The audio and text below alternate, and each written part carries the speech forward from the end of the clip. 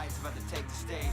Crowd is hyped, they're gon' feel the flame from the heat we bring in every week. Going global with pro wrestling. Fall into this ring of fire. Going down, down, down, and the flames get higher. Burning with a strong desire. Passion pouring out of every fighter. GPW, that's a logo. Oh, you didn't know, cause you're down with a promo. That's a low blow, it's the way that it goes. So sit your ass down and enjoy the show. Oh, never slow-mo, always action-packed. High-risk maneuvers, got the weapon stacked. Smash the skulls, then break it back. Invade your space like Mars attacks.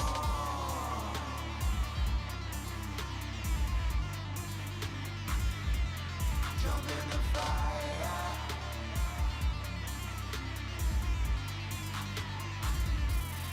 So come on.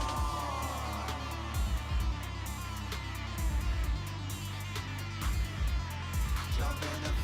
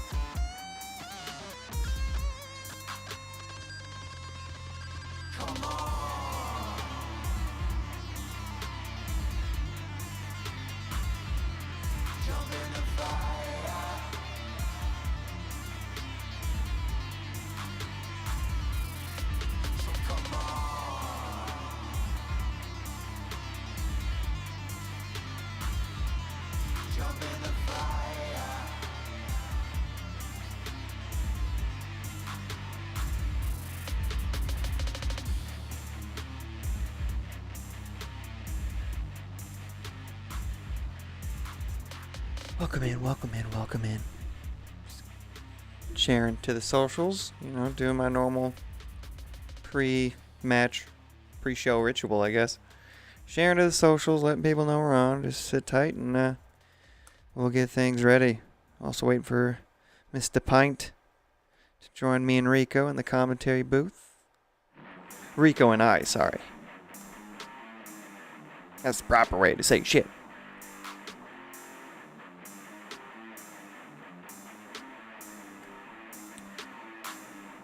Jump in the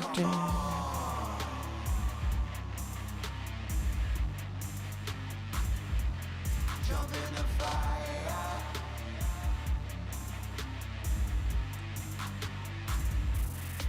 So come on.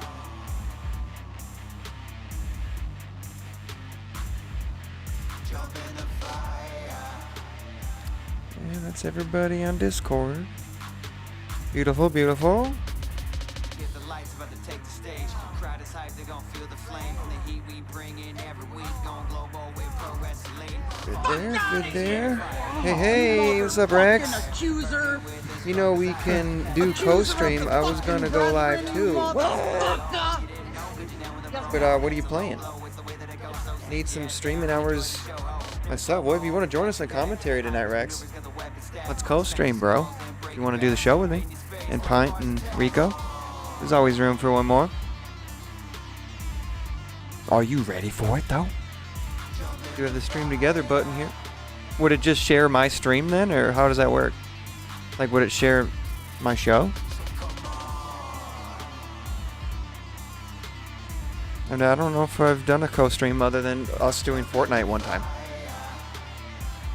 We share the chat. Oh, interesting. Interessante. Well, I mean, if you're going to be, like, commentating while playing a game, though, I don't know. That would interfere with my shit, though. Like, if we're doing the show together, yes. But if you're, like, doing your own stream on top of me doing the show, it's just going to be a clusterfuck of people talking then.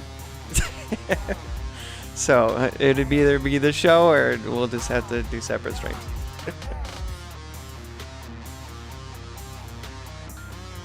But yes, please feel free to join us, Rex. Get your commentary feet wet, man. You know enough about the show. I'm sure you could keep up with us. Rico will be kind to you. He won't be so mad. He won't go so hard on you.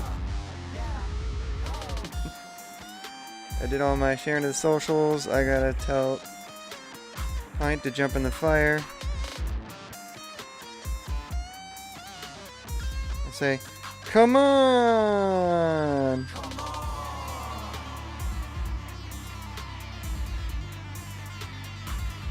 Jump in the fire! With the AH. 3 H's. Triple H.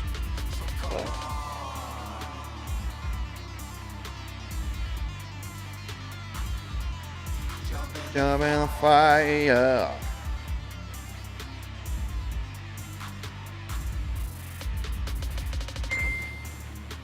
Oh. You just sparked up Finn. What's up? Yo. Yo. Finn's like, who? Somebody here? Somebody here? Yep, he's huffing and puffing. Little pig, let me wondering if you was gonna hear the toilet flush or like some toilet paper was still gonna be stuck to the bottom of my shoe as I run over here. So I'm 7 minutes late. I was like, oh no. Oh, yeah, that sucks when you get that dump. That pre-show dump. Oh wow. That was good. Thanks. I'm like, I have to poop now? Out of all the times, could poop all day. That now happens to me so many times, dog. Like, oh yeah. Yeah, so many times, dog. Well, welcome to GPW, folks, here on Only Logan TV. That's right. We talk about bowel movements. We talk, yeah, dude. I'm just glad to have a bowel movement after this last crazy month, dude. So I found out through my physical therapist at work. So I was telling her about my sciatica I had last month and my hip issues and shit. She asked, like, have your bowel movements changed or your dietary stuff? I'm like, wow, I didn't know that was related. Yes, actually. And she seemed like not surprised by that. So figuring that out. What's wrong with me? It's all in my fucking hips, just like Happy Gilmore. It's all in the hips. All in the hips. Yeah, apparently that fucks your shit up, man, and it's been fucking my head up because your gut is like your second brain, right? So, but I've been on CBD now. I'm trying that out. That's been nice. My CBD journey has begun. So I had to cut out THC from my life for the time being, unfortunately. I miss just being able to get high, but it's not worth the risk anymore of having a 6-hour panic attack. So, I think, and with me, I don't know.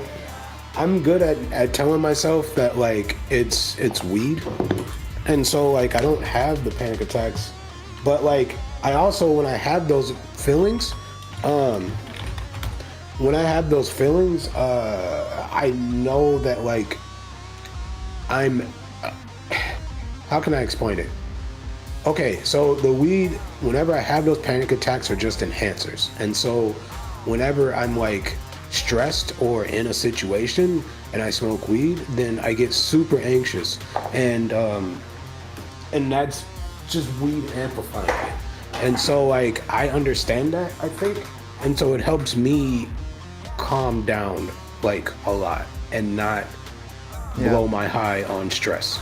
Looking back at it, I've had these moments like throughout all my 12 years of smoking, but I think it was like since I've been physically feeling so weird that like every time I get high, I think it's more than just the weed. You know what I mean?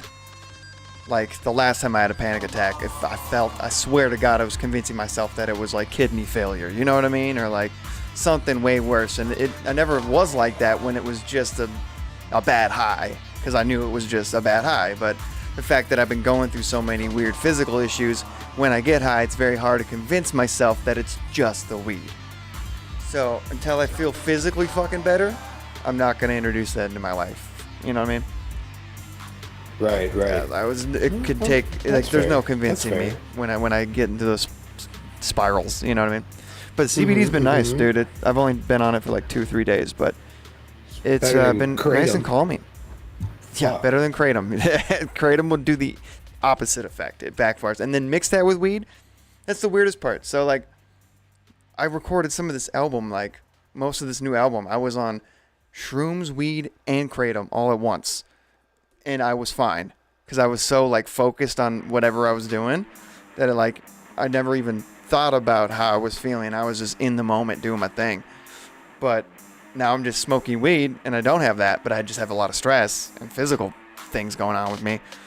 That it's like, that's why it was so, like, it took me forever to really realize, stop the weed. It was hard to convince myself otherwise, right? But my latest panic attack was at PJ's birthday party. And we went to a wrestling show the day before, and I already, like, been off weed for weeks at that time. And he had like a dab pen, like a vape. And I know those are more potent, but at the same time, I was like, at the time, I thought it was like I convinced myself that I had pulmonary artery disease, PAD they call it, and it was because when I was smoking, I would feel way worse, and that was like one of the symptoms of PAD was like, because my feet were swelling up and my ankles and shit. That was a symptom of that. So I convinced myself it was that, and they also said don't fucking smoke tobacco or all that kind of shit. And I just convinced myself that it was the act of smoking, the physical stuff, right? So then I took a hit of his weed vape, and I was okay for the most part. My feet did get fucking sore just staining in a staining room only for 3 hours watching the show. But like, all in all, I was good, and I was on a little bit of shrooms. But then at his birthday party the next day, I thought since I did it yesterday, I should be fine, right? So then I took a little bit more of the weed oil vape, and then my body just started fucking shaking. When I was playing his arcade, and I went to the bathroom, tried to sit down on the toilet, my knees were just buckling, and I was like, my body feels like it's breaking down on me. I am in the middle of a panic attack. I know it's just the weed, but it was hard to convince myself, and I was just like, I gotta go home. So I go home, and usually I get over this shit in like 1 or 2 hours days. It was 6 hours. So I was like, and it was different than the normal panic attacks I've had, because more of that is just like shaking and then there's a lot of anxiety. This was like physically, I felt like my organs were giving out on me or something, because like it was a sharp pain in my mid back, which is where my kidneys were, and it was like up in my liver, and my joints were just sore. Like I usually yoga myself back to normal, but this was like, it felt like I was in this weird sweaty clamminess, this fatigue. I tried to go to sleep, and I maybe got an hour of sleep, and then I was just in a pool of sweat. And I just could not, like, I was just pacing back and forth for 6 fucking hours, being like, all right, it shouldn't be this long. This has got to be something else. And it was a whole trip to the hospital later, and I realized when I was at the hospital, I'm like, oh yeah, it was just another panic attack, just more severe. Fuck. And I was already too deep into the hospital visit to go home, so I just wasted 4 hours at a fucking hospital. But it was good reassurance. It was good reassurance. Yeah, basically. But it was, dude, 2.5 hours was just me waiting in the fucking lobby. Like, our healthcare sucks, bruh. Yeah. And it was, I was too deep in to just get up and go home. So I was at 4 in the morning. So I got home at like 8 in the morning. No fucking sleep. I was like, this sucks, because all I wanted to do was get some fucking sleep and sleep this thing off. But I digress. But should we get going? Rex, are you going to join us on the commentary team, or what's your decision here? You said he might be joining us. We got 4-person booth potentially tonight. It's going to be chaos. So he's in the chat right now, so we'll wait for a response quick before we officially begin. Fuck you, boy.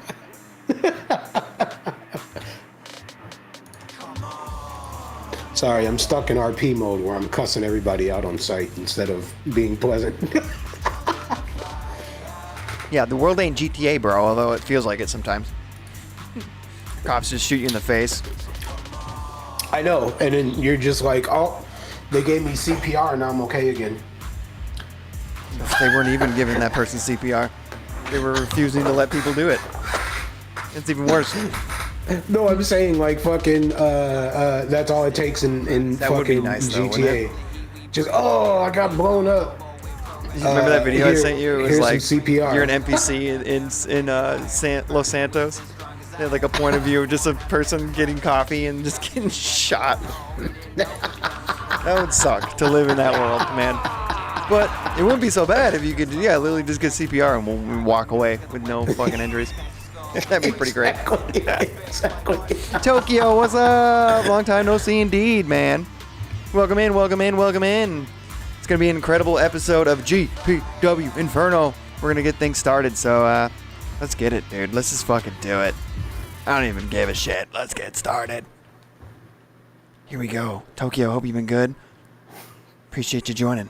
Let's get some global pro wrestling all up in your goodies.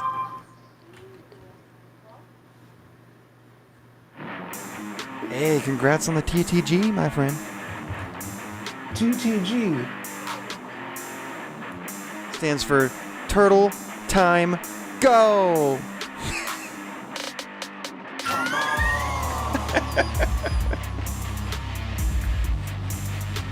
It's turtle time. I'm sorry, that sent me.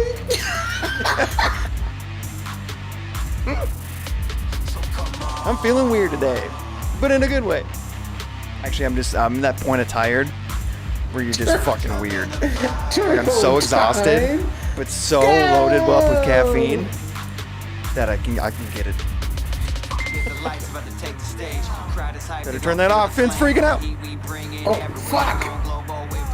Hit that silent mode.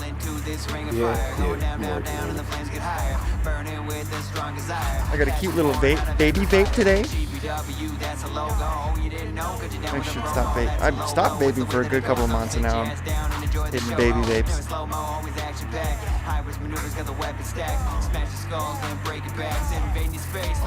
Just having a real tough time not smoking something. That's different.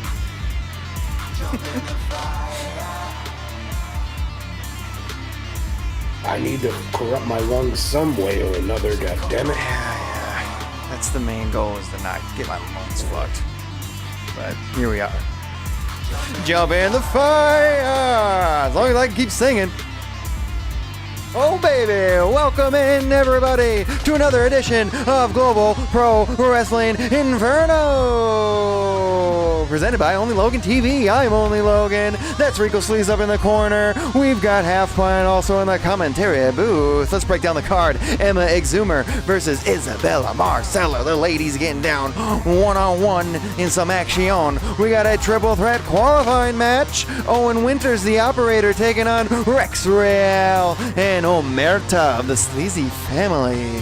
Yeah. And then we got a tag team match. The Hooligans, those killer clowns we all know and love, taking on the Viking Raiders, the fun-loving pirate, and the very serious Varg the Viking from the Assassin's Creed universe, actually. And then we got a number one contender triple threat. No, wait, it's an Elimination Chamber qualifier, sorry. Great Yokai versus Melandra. Only one can get into the Elimination Chamber at Power Struggle, our next free-for-view event coming up at the end of the month. And then for the men's, we got the same kind of match going on. Dr. Destructor taking on Texas Red. Only one can enter that Elimination Chamber as well. Hardcore Championship on the line in one of our title matches. Extreme Rules, Pimp Daddy Kane, Chandler Chapman, and Dangerous Dan Slater, our Hardcore Champ, go on the line in that triple threat hardcore match. And we've got Maverick entering the Forbidden Door Challenge. Who's going to be his opponent? You're going to have to stick around and find out. It could be from any company. It could even be a celebrity. Who the fuck knows? And the Women's Inferno Championship on the line. Shireen, our triple threat champion, taking on Maria Garcia for her Women's Inferno title. Oh boy, we could have... somebody's going to have two belts by the end of this thing. And then the GPW tag team titles on the line in our main event. Senshi, who just won their qualifying match, or the number one contenders match last week, against the Gods of Olympus. But first, looks like we're going to hear another promo from Wild Kid, who's been recruiting for his War Games match. He openly challenged the Gods of Olympus for control of this realm we call GPW, basically as a resistance faction. But he's only got one person on his team so far. It was Nefiro. He beat him in a match last week to make him join the team. Nefiro made him earn it, that's for sure. It was a hell of a main event. Who will be his next choice? I guess we're going to see. And I did give myself much more time to read the text because we have an issue with the microphones. The crowd in the arena can hear what Wild Kid's saying, But we're like old school Final Fantasy style. We're going to have to read the text to our live stream audience out here. But Wild Kid, the heart and soul of the GPW universe, who better than to form the resistance faction against these dastardly gods of Olympus who have crossed worlds from their universe onto ours. They're trying to do a hostile takeover, bro. They've got almost all the belts, all the main ones that really matter. The only thing they don't have is our GPW world title. And it looks like Dynamite isn't going to be joining. He refused last week to join. All right, this is what Wild Kid says. He says, as you all know, I've been trying to assemble a team for War Games match at Power Struggle against the Gods of Olympus for control over GPW. I've been on the hunt for a tag team who would show enough fearlessness to take on such a challenge. The former tag champs Roscoe and Show were the first two that came to mind, but unfortunately after the actions of the gods at Holiday Havoc, Roscoe and Show are both injured and unable to compete for the foreseeable future, and I wish them a speedy recovery. Senshi was another team I had considered asking, but after Satoru and Onryo turned their backs on Masaru, they simply cannot be trusted to have my back. Then it dawned on me. I know this is going to be a gamble, but desperate times call for desperate measures. Lord Bada, if you'd please come down to the ring, I'd like to talk to you. Oh, geez, Pint. He's asking Lord Bada to come to the ring. The big 7'2" monster from the... used to work for the Gods of Olympus. But it seems to be he's working on his own accord.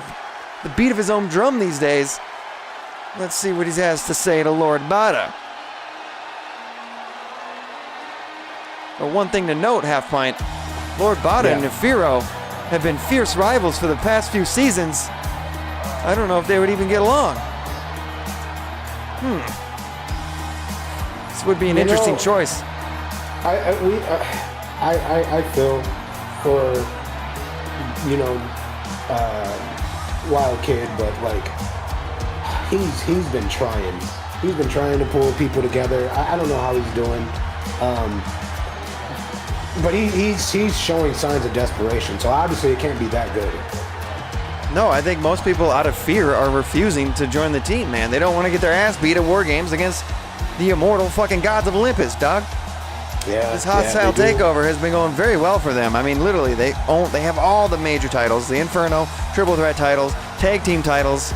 They just don't have our World Championship because Dynamite somehow, some way, pulled it off in that Triple Threat cage match at Holiday Havoc against Kalis and Sin.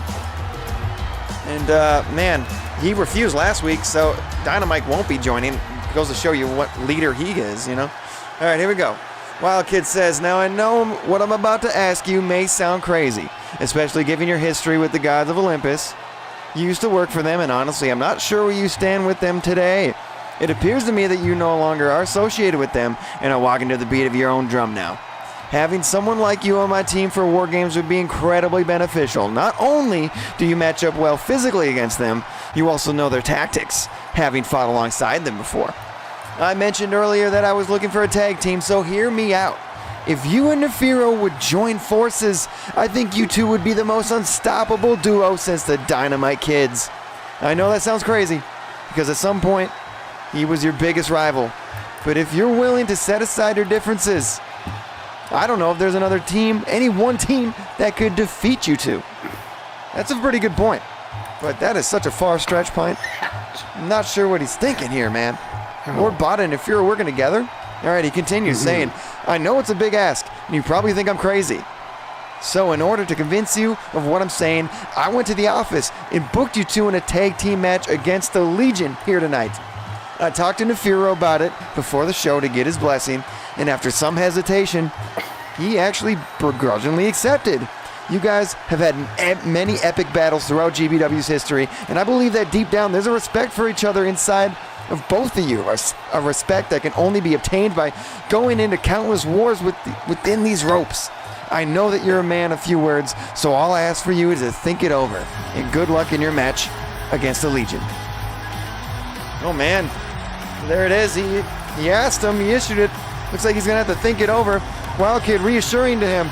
He's like, listen to the crowd. They want you to join, Lord Bada. They want you to join our faction in War Games.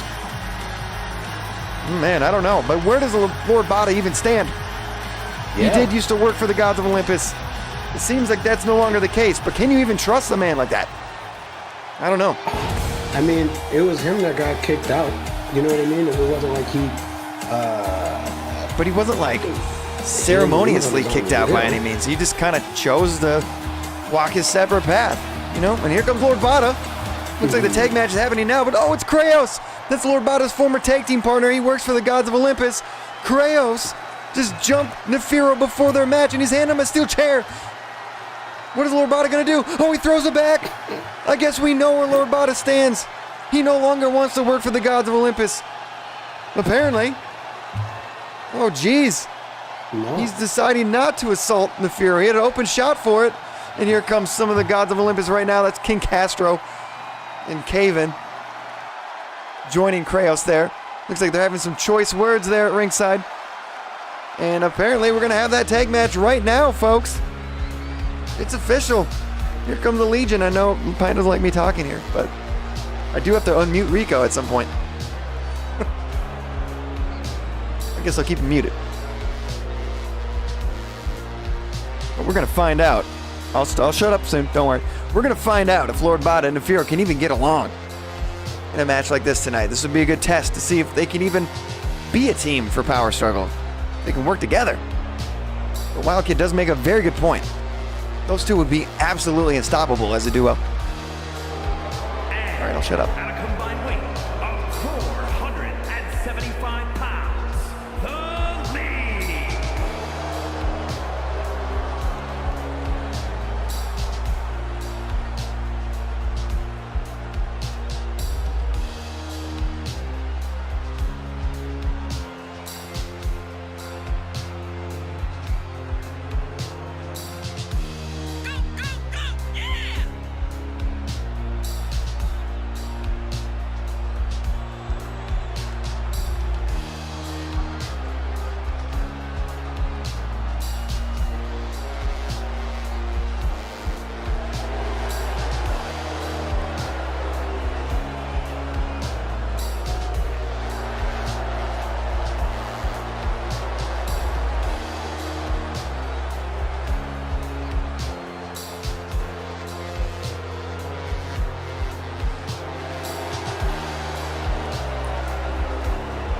Pledge your allegiance to the Legion.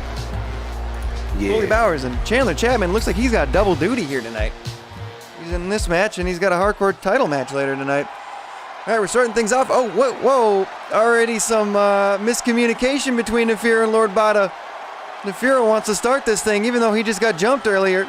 Lord Vada's like, you sure, dude? You kind of just got attacked. Looks like we're starting things off on a pretty sour note between Lord Vada and Nefiro. Let's see if they can get along here tonight against a veteran squad like the Legion. This is going to be tough, dude. Bully Bowers, the cult classic. The ruffian. And a cult-like following here. GBW, Half Pint's favorite wrestler by far. Used to manage him. Back when Pine had a giant posse. How's that posse looking? Is it a bit tighter these days? I mean, Skydrill's okay. Nacho's cool, you know. I haven't seen them in a while. I offered them contracts. I feel bad. So we'll see if they'll accept their contract, but I might have to job out a bunch of people first. You gonna mute me finally? Oh yeah, sorry. Jeez, just unmute you. My bad, Rico. My God, dude. I was singing the whole song during the Legion's entrance. Nobody heard it. I created the lyrics to the song. You know that's already a song called Bully that I made, right, Rico? Doesn't matter, I made up my own words. So we all know I'm the better freestyle of the two here. Hey, Pint, how you doing, dude? Welcome everybody to Infernos. Thanks, Tokyo and Rex, for making those clips. I'll have to check those clips out later. Yeah, hell yeah. What's up? Oh, look at the Legion here. Oh, using each other's weapons. Yeah. That was innovative. It's choking that man's out. Now, did I hear this correctly? Wildkid thinks Lord Vada and Nefiro are actually going to get along. He must be desperate, dude. He must be friggin' desperate to join this team. Nobody wants to be part of this team. Nobody wants any of the smoke. I think Lord Vada is going to be a good addition to the team, but you know, like I said, he can't be trusted. Or you said that he can't be trusted. I don't know. We'll see. We'll see. I don't know, man. I mean, like I said, he's desperate though, dog. Like super desperate. You got to. I mean, it was a good sign that he didn't. At this point, He had a chance to attack Nefiro with that steel chair, but he actually refused the help of the Gods of Olympus right there. So that is a good sign that he no longer works for them and no longer wants to be associated with the gods. They were kind of stealing his thunder. I think he could either be a great team with Nefiro or just, you know, be his own man, be his own boss. He's a big boy, man. He can't control somebody that big. Or he could join the Sleazy family. There's always room for another. or the Callis family. They're about as they big got as enough, NWO. That's true. They would. He would cover his. I mean, the Cal's family's full of like international talent, so that would really fit right on in with that team. But that's AEW. They're not as cool as Global Pro Wrestling. This is where the big boys play. Isn't that WCW that used to say that? There's no bigger boy than the Macho Man Randy Savage. That's what Randy Savage told Lex Luger. I'm like, so dumb. Big boys play. What a dumb catchphrase. What are we all, children? And Lord Bada, look at this. Looks like Nefiro and him are getting along so far. And just made a tag. I was a little worried that Nefiro was just going to try to do this whole match himself. But after that beginning of the match. But it's like they're on the same page as of right now. Ooh, look at that choke slam by Lord Bada. That poor young chap's going to get his ass kicked, bro. He's got another match. You better think about that. You better take in this Buddy Bully. He's got a much better shot holding his own against these two behemoths.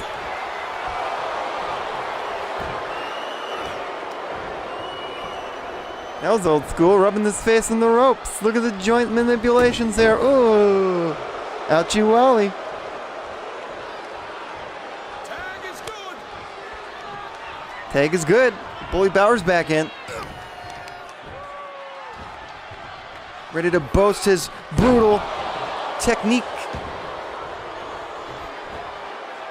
He's quite the boisterous bully. Going for a bully bomb. Look at that. Whoa! He picked up Lord Bada and bully bombed his big ass. It's a lot of alliterations. Nefiro coming to save. Oh. Look at that. Saving the day. Yeah. Lord Bada got a lot to prove here, though, tonight, man. Like, he really does. He has to prove his loyalty and that he could be a force. Right now, on his back ain't helping him. Oh, gee. Oh. the miscommunication there. Don't do that to Bully. What the hell's wrong with you guys? He was like, screw you, Nefiro. I'm still in this match. You try to steal my spotlight? Yeah, man. I don't know, man. I just don't know about these two. I mean, they would be like the... I don't know. They'd be like the Twin Towers. Akeem and Big Boss Man joining forces. Yeah. They were quite the tag team. You know who the skyscrapers are, right? Well, the new ones. The skyscrapers, the new skyscrapers. There's new skyscrapers? I know There is new of skyscrapers. Sid and Dangerous Dan Spivey, but... Hell yeah, when they beat the shit out that guy who wouldn't sell for them. Oh, yeah. That was a good one. Teddy Long's just yelling, kick his ass! And as they're just beating his ass to commercial break. And those are like shoot punches too, dog, like because he wouldn't sell for him. So they was just whooping his ass, like going to business for themselves because he went for himself, which is hilarious. Look at the teamwork by the Legion. I mean, you kind of have to sell when the big boys are in the ring, man. I'd be pissed off too if I was a skyscraper. There's new ones though? Tell me about that. There is. Major League Wrestling. Oh yeah, MLW. It's familiars. Yep, they have Donovan Dijak and what's his name now?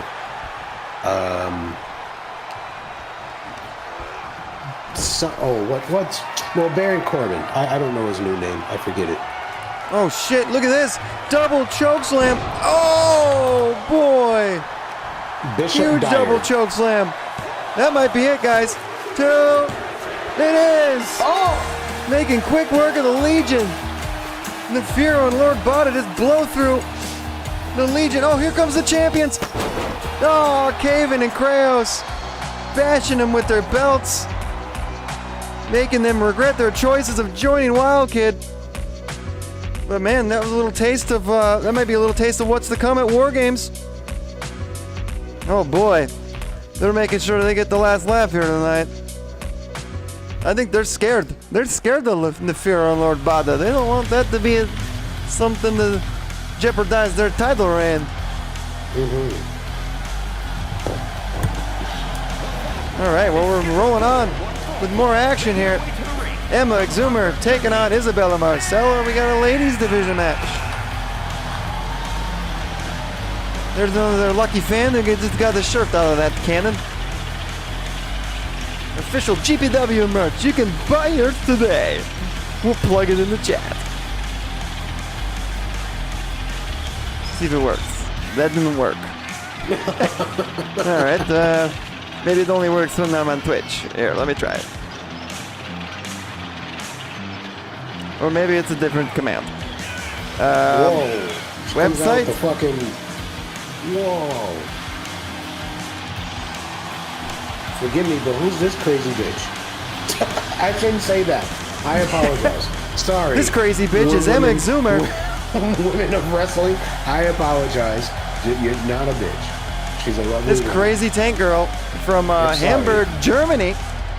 Ooh. She loves German thrash metal. That's hence her last name, Exumer. She's one of the most popular German thrash metal bands, one of her favorite bands of all time.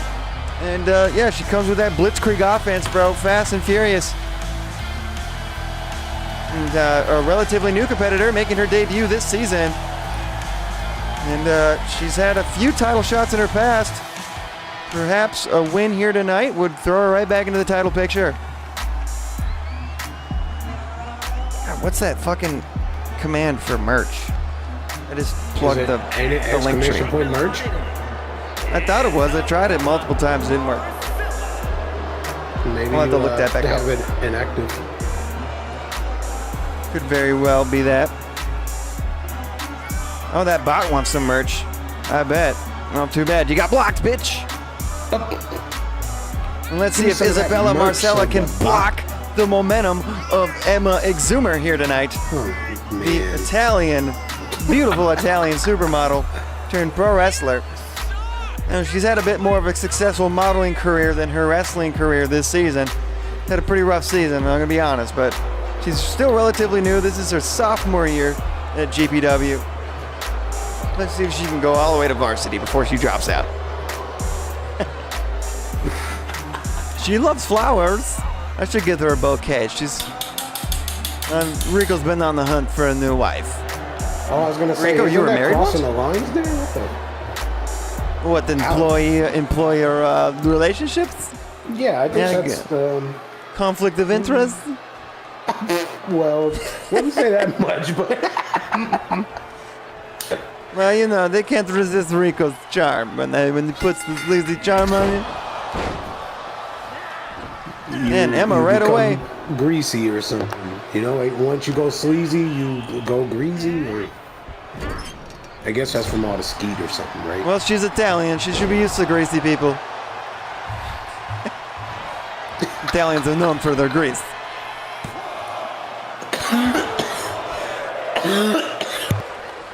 Quick cover by Emma Exumer, just a 1 count. Just testing each other out here. Off the ropes, nice clothesline, springboard. Springing off those cables. Nice counter from Emma. Rocking the blue hair today.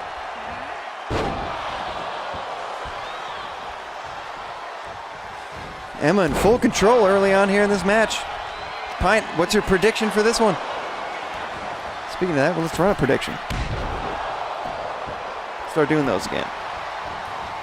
Good question. I'm gonna go with Crazy Tank Girl just because she got that cool ass entrance, you know. It's true. Entrance is half the fucking battle. You know, that is a true story because, well, actually, actually, it's not. Never mind. I take that back. Because I was going to tell the story of Mike Tyson, right? And how the promoter was talking shit about Mike Tyson. And so Mike Tyson really took what the promoter was saying personal and got mad and started punching holes in the walls. And his opponent was next door to him and heard all the holes being punched in the walls and got so scared that he didn't want to come out there. And when he came down to the ring, the announcers was like, this man is so defeated. And Mike Tyson just whooped his ass so quick. Like, I think it obviously went first round. But Buddy was so scared from Mike Tyson going on a rampage backstage that he was like, oh, I'm good. I don't want no part of It was like some mind games. Hell of a coffin drop from the top. 2, 3.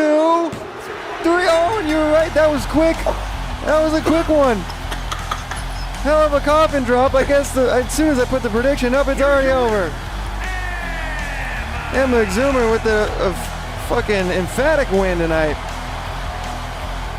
Good Lord, that was a quick match. That might be one of our quicker matches this season. And McZoomer, impressive work. Gonna be honest. I feel bad for Marcella. I'm gonna have to give her a bouquet of flowers just to make her get her spirits back up. And good luck with that, Rico. I mean, she's probably spoken for, but. All right, next up, we got a triple threat match for the men's division. Rex Real, the Operator Owen Winters, and Omerta. Someone that used to work for you, Rico. Omerta. Yeah, so Sleazy Family really is it's kind of in shambles these days. I'm more focused on my new group, the Three Amigo Ricos, but I'll be rooting for Omerta in spirit, man. We're all still on good terms. We just kind of going their own ways for now. I got too much on my plate. I got revenge on my mind. Rico Prime's going down. And I don't need any more Sleazy Family members to join him. So, as of right now, we have disbanded the Sleazy Family. We'll probably get back together sometime later over like some coffee or something.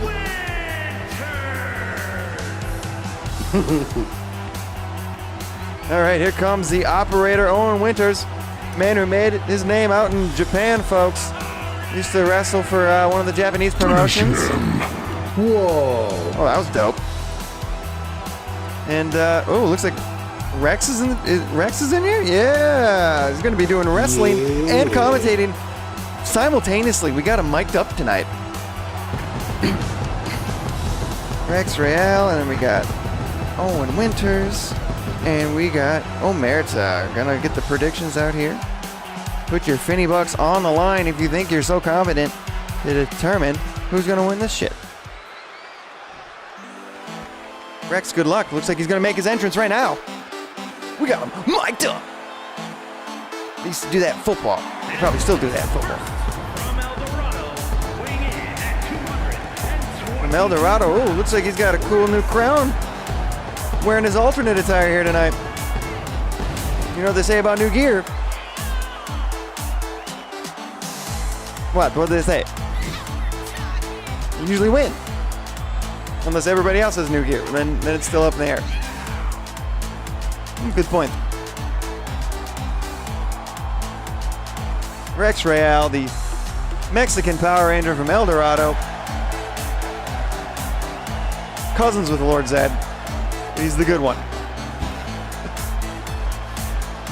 And he's made a hell of a name for himself in just his short tenure here at GPW. Riding high off a lot of momentum. And let's see what he's got here tonight. But here's my dude, man. You don't want to mess with this motherfucker, dude. A retired hitman. Used to be one of the best hitmans of all hitmans. But he got burned on the job. He had the hit that went. It didn't really go wrong. He still got his target, but the house it pretty much exploded and got caught on fire, and he barely made it out with his life. He suffered some severe burns, especially on his face, and hence the mask that he wears. It actually is an oxygen mask. You can't really breathe without it, or at least do things like this.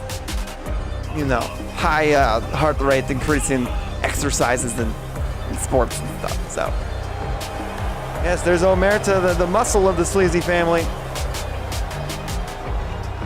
He's been a hell of an anchor for you guys over the course of his few seasons here. When did he make his debut? I think that was last season when we hired him.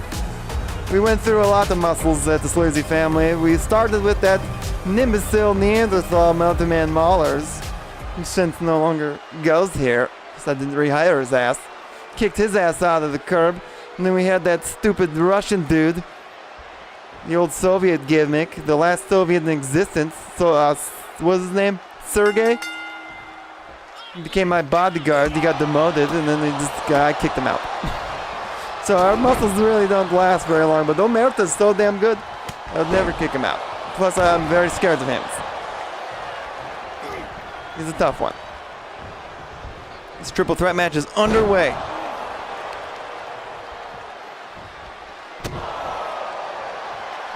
And Rex, if you're trying to talk, I think you muted yourself.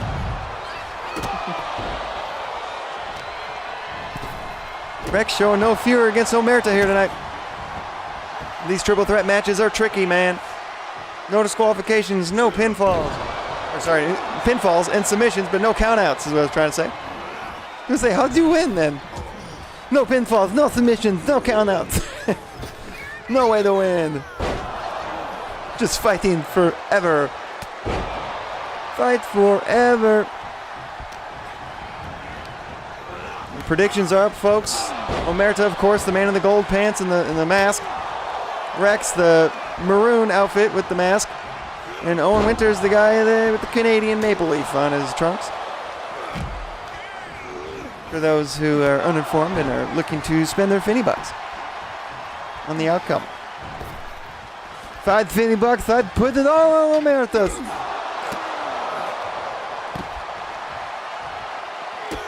Why don't you have any $50, Rex? Rico, you should really watch the stream more. Well, I'm part of the show, dude. I feel like that'd be a conflict of interest for sure.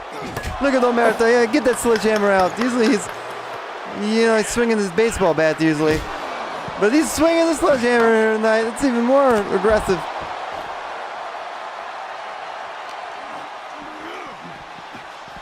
And what's Pint's prediction for this one?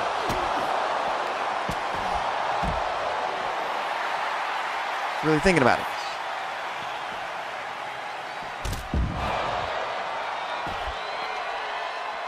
It's deep in thought. It's really deep in thought.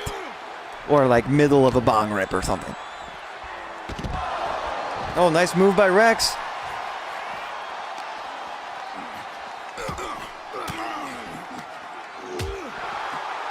All three on the outside of the ring here. Again, no countouts. They can fight as long as they want out there. But they can't get the victory outside of that ring. Winters chucks Rex into the stairs. Running forearm against Omerta. Hits him with an elbow. Ooh, big move by Rex. That's the hardest part of the mat right there. Corner of that fucking shit. That damn apron. Let me tell you, as a competitor here, that is definitely the hardest part of the ring. Although, I'll tell you what.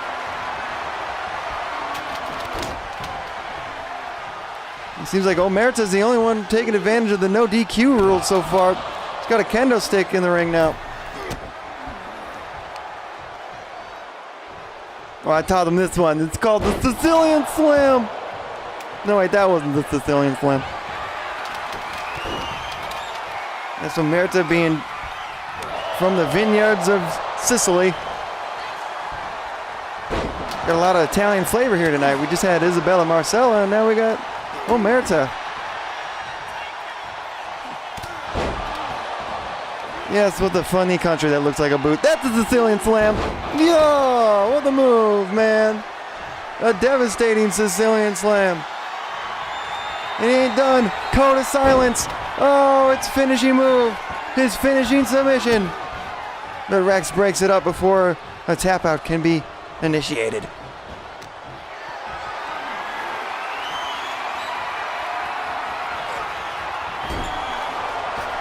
Omerta running the show here. Drops Rex, snake eyes on the corner.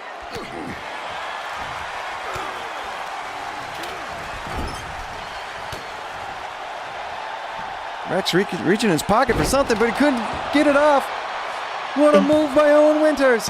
2-0, a near fall. Rex, he almost fucked up there, dude. Good kick out, man. It's blinded by the lights. There's some bright lights out there. It gets real hot, too. Oh, a suplex by Owen Winters. Uh-oh, smooth operation. Oh, his finishing move. Could this be it? 2. Oh, Rex kicks out of it. Look at the heart and the resiliency of Rex Real. Winters takes Omerta out of the picture. Oh, and a springboard line salt. 1, 2, no. Omerta breaks it up. I thought he was done for after that maneuvers. Now Owen Winters feeling it out here. The Canadian from Calgary. Actually paid a visit, almost like a pilgrimage to Stu Hart's dungeon. Rest in peace. Of course, that is no longer a training facility these days. That's Bret Hart's running it. Oh, Omerta kicks out. Gonna need to do more of that, Rex, to take down that fucking hitman.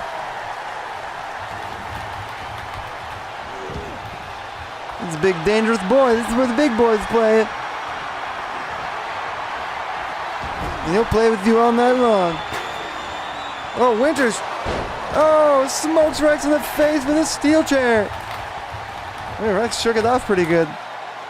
Well, a little double team here by the two masked men. Double Russian leg sweep. Rex misses the kick. Uh-oh. Oh, big move by Omerta. Got a hold of Winters now. In the corner. Headlock and punch.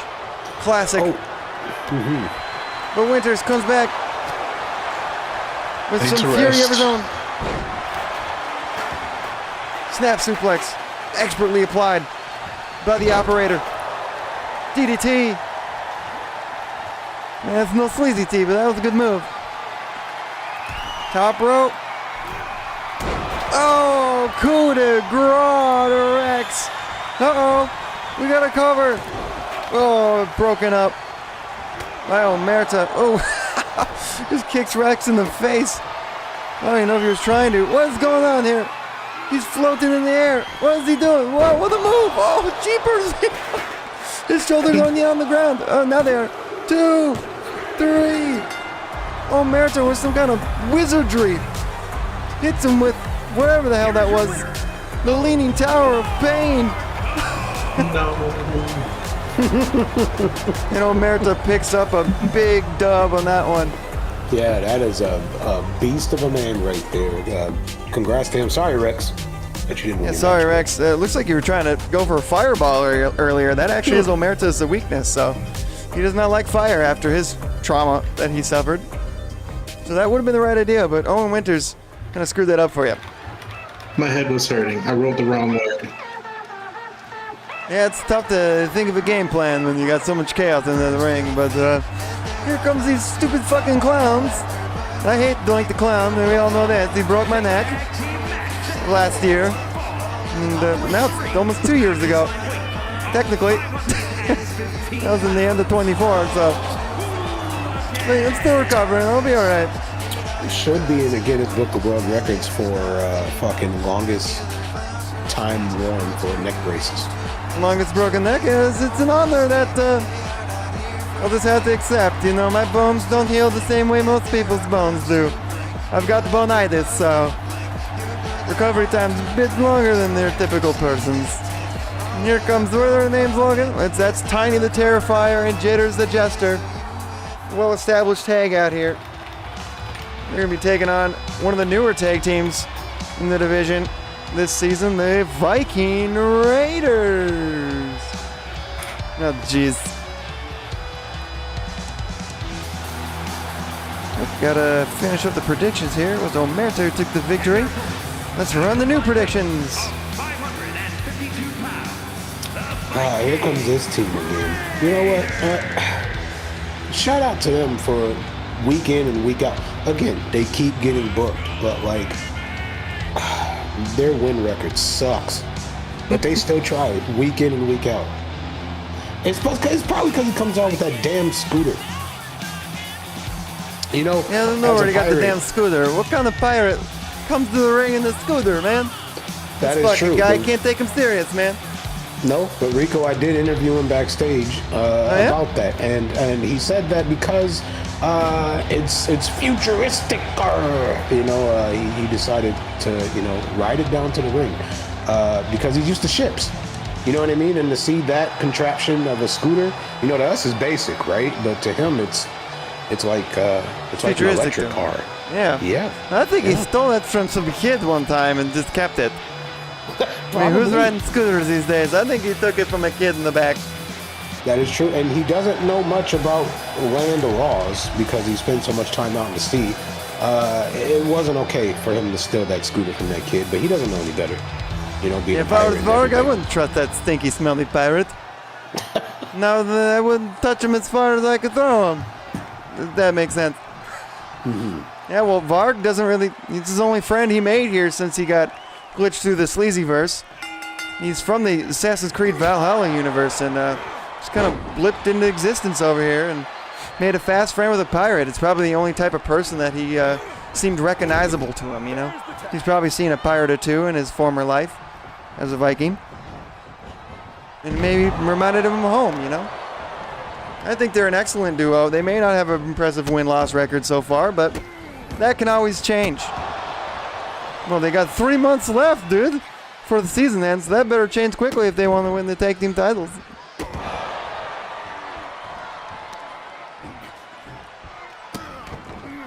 Just kicking them in the face. Now the afraid of the big, scary clown. He's got that going for him. I'm terrified of the tiny terrifier. I got the clownophobia, whatever you call it. I don't think it's called clownophobia, but we know what you're talking about, Rico. Captain LeFranc. Oh, instead of going for the attack, he's going to tag in Varg. Matches up a bit better against Tiny, physically wise. And a big headbutt by the big Viking. Alley-oop, going for the cover now. Ooh, quick kick out. They need to do more than that. Take down these hooligans. Another team that hasn't had much success this season. Or really ever. They've yet to capture those tag team titles, and the division just keeps getting tougher and tougher. Yeah, but apparently they're endearing. This is what I hear. I mean, the GPW universe seems to really like these guys. First, they were just as scared as I was with clowns, and apparently everybody likes scary clowns. They're all the rage these days. The Terrifier movies and It, the Killer Clown. They like their Pennywises. Tag made a jitters a gesture. Get Doink out of here. Get that stupid fucking clown. Of course, the leader of the hooligans. And the worst of them all. Oh, big knee by Jitters. He's going right for Captain LeFranc. Well, Tiny attacks Varg on the outside. We've got chaos, folks. This is where the hooligans thrive. If they had it their way, it'd be a hardcore match. These crazy bastards. You gotta be a little crazy to want to dress up as a clown every week. Hell, they keep kayfabe alive, man. I've never seen them without their face paint. Even going to get coffee, they would still dress up like these fucking fools. Yeah, well, sometimes you gotta live the gimmick. Like Macho Man had to be Macho Man 24/7. He couldn't turn it off. What a life that would be, right?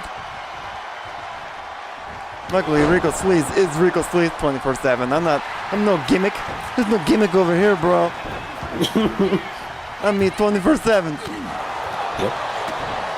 But I'm just being me, man. I'm not playing with somebody. Don't dress up as somebody. That'd be fucking weird. Only losers dress up as other people. For some reason, I feel like you're taking a dig at me, Rico, but I'm gonna let that slide. Why, who do you dress up as? Nobody. Oh, what a move by Tiny. An Alabama slam from the corner. 2. Oh, and that was picked up a victory over the Viking Raiders here tonight. Both teams could really use some momentum.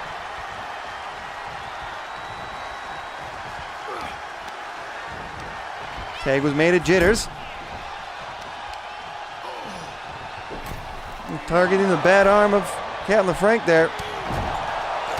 Got that one highly braced up. Probably because he almost lost it in his battles with the Kraken in previous seasons.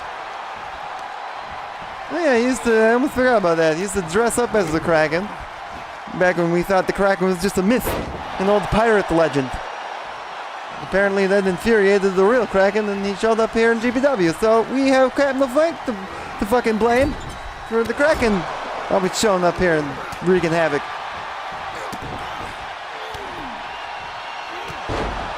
Or we have him to thank for having such a cool character on the show now. You're a glass half full type of guy, aren't you? Wow, what a big punch by Jitters. Took the big man down off his feet, but he's back up. Clothesline to Tiny. He ain't tiny, folks. No, that is tiny. No, I mean, he's not tiny. No, he is tiny. Never mind, Rico. Oh, hardest part of the rings. That's gonna leave the marks. He's too busy laughing. I even noticed that my mic was knocked out. Oh, okay, great. Sorry about that, folks. But yeah. That was a sleazy sabotage. I did that to you, Pint. You didn't even know. Yeah. Oh, I was gonna blame Rico Prime because he's good at that. Well, he usually fucks people's days up all the time. It's more than just mints, but no, I EMP'd your microphone. Ah, well, thanks. Should be good now, though. It's a temporary thing. Oh, Viking driver! But he's not gonna go for the pin. He's gonna go up to the top rope. Oh, this is a high-risk maneuver. What's he doing? Oh, Jesus! A moonsault. Man, Vog the Viking, a quick learner here at GPW, picks up the victory with a Bam Bam Bigelow-like moonsault off the top rope. Which would hurt anybody. I would not take that move. Absolutely not. But wow, the Viking Raiders pick up a win here, Pint. Building that momentum. Good Lord, after losing to the War Raiders the other week, they get a win back. And this odd couple just got another victory, folks. All right, next up, we're going to determine one of the competitors at Power Struggle in the Elimination Chamber for the Women's World Title. Who's going to make it? Great Yokai or the Great Melandra? The Succubus? The Demoness? I don't like Yokai's chances here. She's going to have to really pack a lot of that poison mist she likes to throw out and puke up on people. She's going to need a lot of it here tonight. She's going to try to beat Melandra.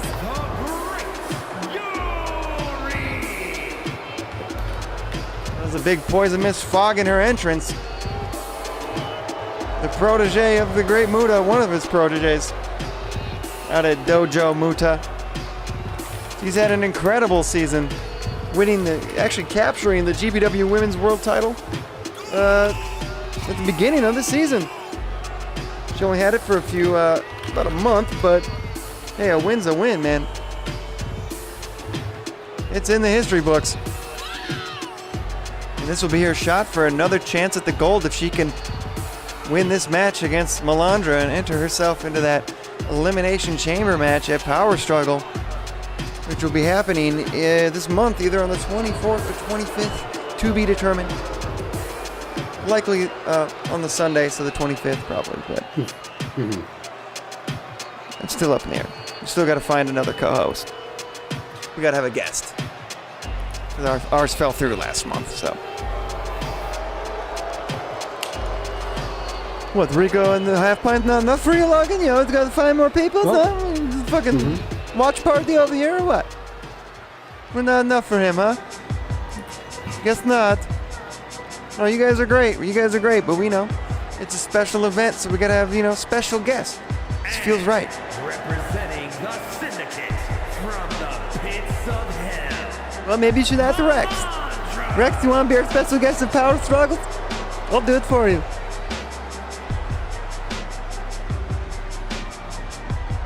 I take your silence as a yes. Looks like he's in. Oh, here comes Melandra, the demoness of the syndicate. Oh man, she's so cool. She wrestles in high heels, I think. That hurt. High heels that hurt, indeed. The Yeah, tallest she's person on the women's roster. She got dark black magic power. She literally levitated her way to the ring. She just made the cameraman levitate for a quick minute.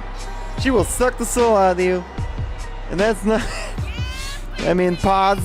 I didn't mean it like that, but yes, she will suck the soul out of you folks. You gotta watch out with the demoness. She's quite a tricky lady. Former world champion herself. And you know she's gunning down for another title reign. Yes, I don't like anybody's chances when they come into the ring against Melandra. That is for certain. And we're going to run a quick ad break here. We'll be right back for those who aren't subscribed.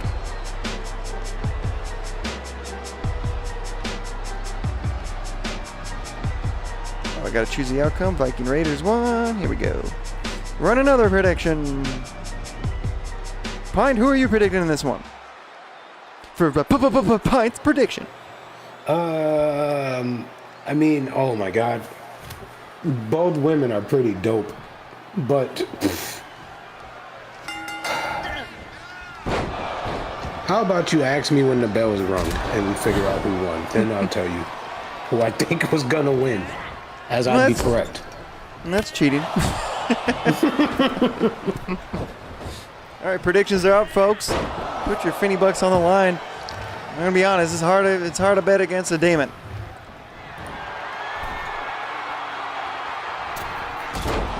But we know Yokai has defeated some giants in her past.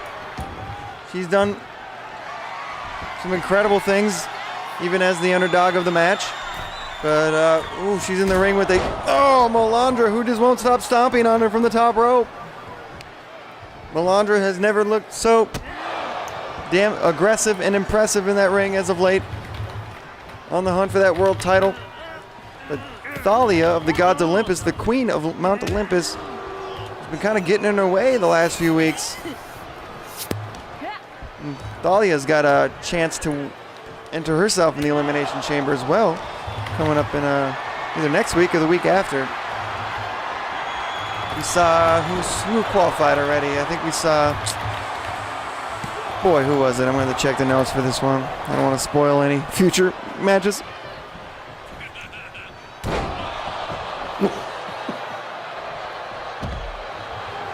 Let's see. We saw... Oh, I'm sorry. Well, okay, no spoilers. Thalia did qualify last week against Empress Pain. Oh. So you know, those two are going to be going fully forced at each other if Melandra can pull off a win here tonight. Their anger for each other actually might get in the way in that match. They might get a little too focused on each other.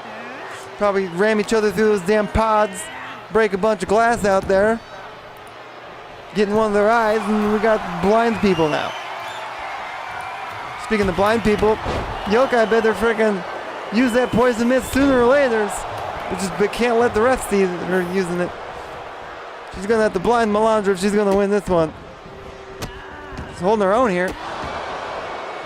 Doing a pretty good job so far. There it is. Poison mist. I guess the refs letting it fly. She realized how one-sided this match could possibly be. Ooh. Did your balls drop there, Logan? Jeez, what happened there? 2.5 count. Oh, the lights went out. Oh. Uh-oh. Oh! Using her dark powers. Melandra with the mind games here. Showing up like a horror movie villain right behind Yokai. Now, not a lot of people can intimidate Great Yokai, but I sensed the fear in her at the beginning of this match. I saw that look in her eye. I'd never seen her so unconfident of herself. Then I seen her right before this match. That's true, she was shaking a little bit. Ooh, flying ass attack. Big thump by Great Yokai. Oh, Melandra tried to fight that foot off. And Yokai, nice move. Looks like her nerves have subsided. She's going right for the arm. She is a submission magician, folks. Look at this submission move. Expertly applied, but Melandra too damn strong. Trading some blows here, trading blows. Back and forth. Look at this. Bam. Melandra giving it back. Get out of the way, ref. Ref, get out of the camera. Fucking Herbie. Our senior official should know better. Uh-oh. Melandra got the best of that exchange. And she might get the best of this match with this Melandra bomb. Oh! 1, 2. Oh, Yokai kicked out of it. Holy shit. Melandra too confident. Had a bit of a lackadaisical cover here. Uh-oh. Back up to the top rope. Goodness gracious. Oh! Okay, that might be it. Leg drop from the top. And then that'll do it. Just guillotined her head off.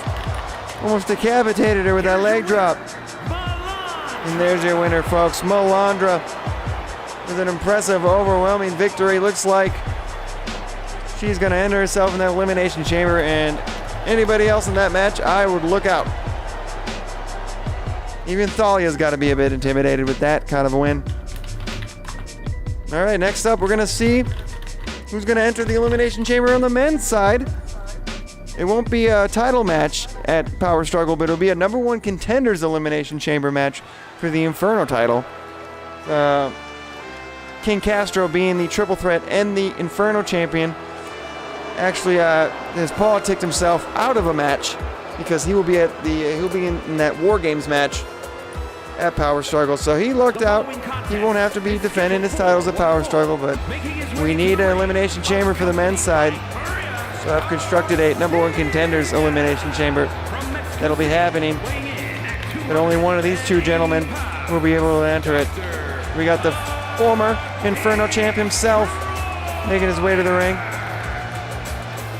Dr. Destructor, the leader of Destructo Mundo, the newest faction to hit the scene at Global Pro Wrestling.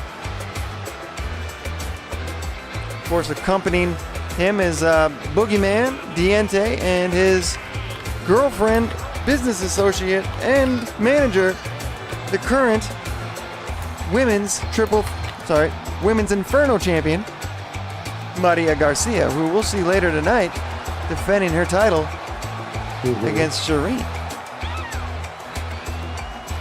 Ever since they formed that faction, it's been nothing but up for these guys. You know, it really helped them win those titles. They definitely played the factor in when Dr. Destructor captured his Inferno title. Definitely played the hand in Maria Garcia winning her Women's Inferno Championship. She actually won the world title too. You forgot to mention that. Oh, that's right. So we'll see her in the Elimination Chamber defending her world title. She's a double champion, folks. She defeated Cynthia Storm at Holiday Havoc in that champion versus champion match. Had a lot of double titles at Holiday Havoc. And she has had a breakout season for sure. Let's see if her boyfriend, Dr. Destructor, can get back on the winning side of things here tonight.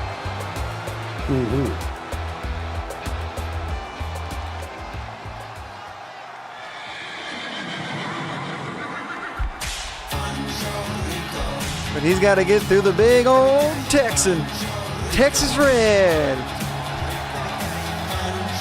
Here's my buddy Pancho, my great grandfather. You know, Logan, you really hyped this guy up to be some sort of threat. I don't think this is really a challenge at all for him, but okay, I got it. Yeah, well, that had something to do with it. I figured, you know, let's give Texas Red a break here. He just needs an opportunities, okay? Puerto Rico vouch for him. I don't know much about Texas Red. Look at them go. Look at the dance moves. That's where I got my dancing moves from. It's in the genetics, man. It's no whoopie-woo, but it'll work. Puerto Rico stealing the spotlight from his buddy Texas Red here tonight. Gotta love it. One of my pals in the Three Amigo Ricos faction we got going on. Look at that mustache. You can't have a better mustache than that. I'll give him that. He's got that going for him. See how Texas Red fares in probably the biggest match of his short career here. His debut season. Hasn't had too many high stakes matches such as this. Let's see if the big spotlight is too much for him here tonight. Against a veteran like Dr. Destructor, he's going to need to pull at all the stops. And he's outnumbered at the ringside there. Only Puerto Rico's a hell of a force to be reckoned with, but he can only do so much to help his buddy Texas Red here tonight when he's got 3 other people ringside to outmanage him. It'll be a tough one. Look at that, Texas Red holding his own so far. And I'll agree, Pine, he hasn't really proved himself too much this season. Well, Diente already getting in his head. Get that man down there, that stupid earthworm creature. Pancho, go handle it. It's your boy. Help your boy out, bro. Oh, and it was just enough of a distraction to get locked inside of a bear hug. And Texas Red is holding on for dear life. And so is Dr. Destructor is trying to squeeze the ribs till they break.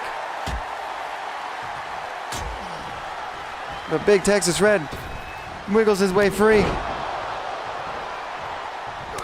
Nice clothesline. Here comes some Ric Flair-like chops. Choke slam. Here it comes. Oh, big choke slam from the big Texan.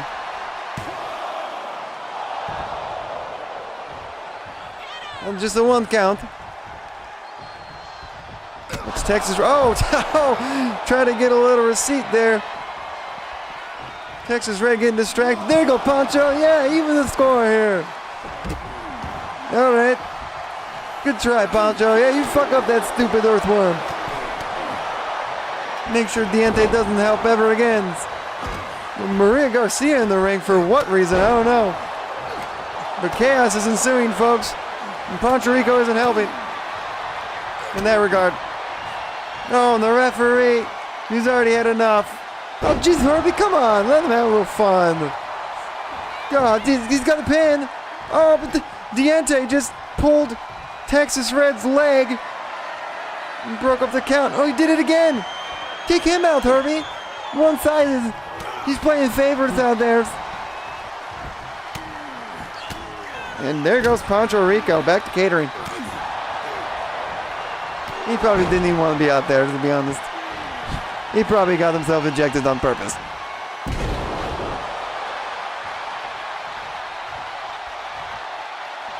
Diente again getting in the head of Texas Red. Come on, the ref. Jeepers, man. You kick out Puerto Rico just for a little bit of interference on the outside. A little bit of commotion, but you're going to let Diente pull off this shit, dude? That's biased. Biased referee. This is why we don't have unions.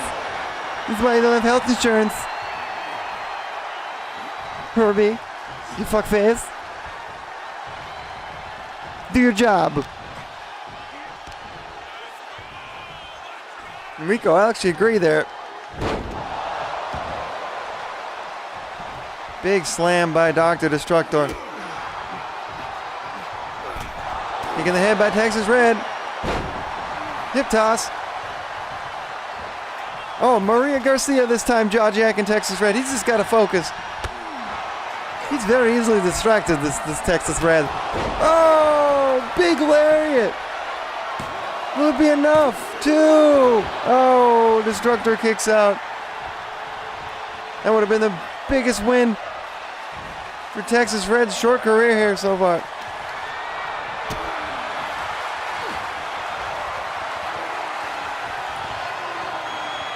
Uh-oh. It might be over right there with that Destructo bomb. Oh my God. Oh, he kicked out. He kicked out? Look at this tough son of a bitch. I know he was a good bar fighter, but wow, he just kicked out of Dr. Destructor's finishing moves. Oh, watch out, Ben. Watch out, Ben. Ben, no. No, get out of there. Stop counting. Get out of there. Herbie, you're lucky Dr. Destructor can't hit you, apparently. Herbie Hebner's gonna get fucked up, bro. Yeah, you better get out of there. What's he doing? He keeps missing. Not a very accurate guy. Maybe the mask is getting him. He's destroying his vision here. Herbie, get out of there. You better leave, bro. Oh, he's ducking them. He's just making them more angrier. Oh, there you go. It was a matter of time before he got fucked up. Texas Red, look at that power of Texas Red. Oh, here comes Diente. Hits the referee again. Oh, but he hit Dr. Destructor by accident. Get this guy out of here, man. Oh, he kicked out. He's kicking the wrong guy. Is everybody blind in there or what? Running power slam. I'm sure Dr. Destructor is going to give Diente quite a... Oh my God, he keeps hitting him by accident. Diente going rogue here. Oh, that was a hell of a move. Sure, Destructor's gonna have some choice words with Diente after this match, but he's technically helping him again right now. Big move there. Diente trying to run away from the scene of the crime, but Herbie had enough. He's going right up to him. Finally, Herbie kicks Diente out of here. A little too late, dude. The damage has been done, and Boogeyman not a fan of that decision. No, Boogeyman is giving it to him. Back rakes him. Oh my God. And chaos is ensuing, folks. I'm not going to say Herbie doesn't deserve this, but come on, man. Restore some order in this match. Puerto Rico just punched a couple of people, and he kicked them out right away.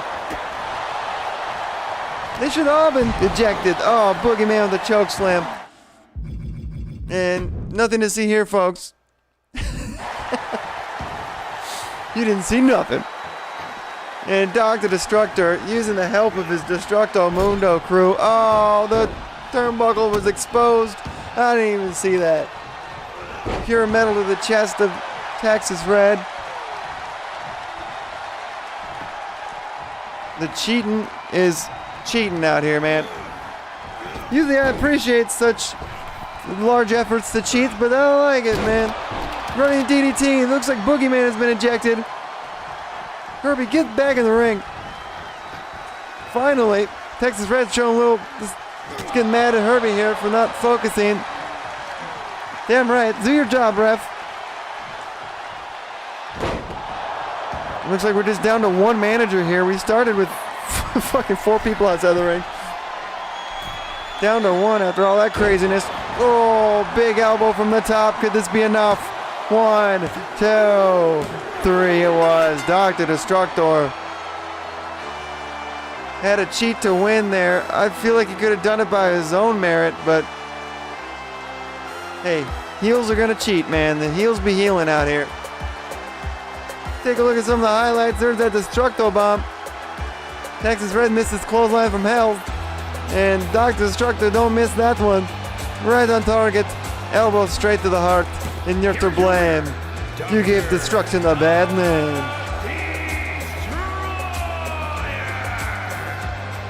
And looks like Dr. Destructor has another shot for that Inferno title. That power struggle. Well, a shot at the title. He has got to get through the Elimination Chamber in order to get that shot, but what are you going to do? Big win there for Destructor. Could have done it a bit more fairly, but what are you going to do? All right, next up, we'll run a quick ad break here. Ooh. Next up, hardcore title on the line. We're blowing through these matches, man. Man, he could have won that match quicker, if you ask me. And he could have done it by himself, a bit more honorable, but there's no honor among thieves out here, man.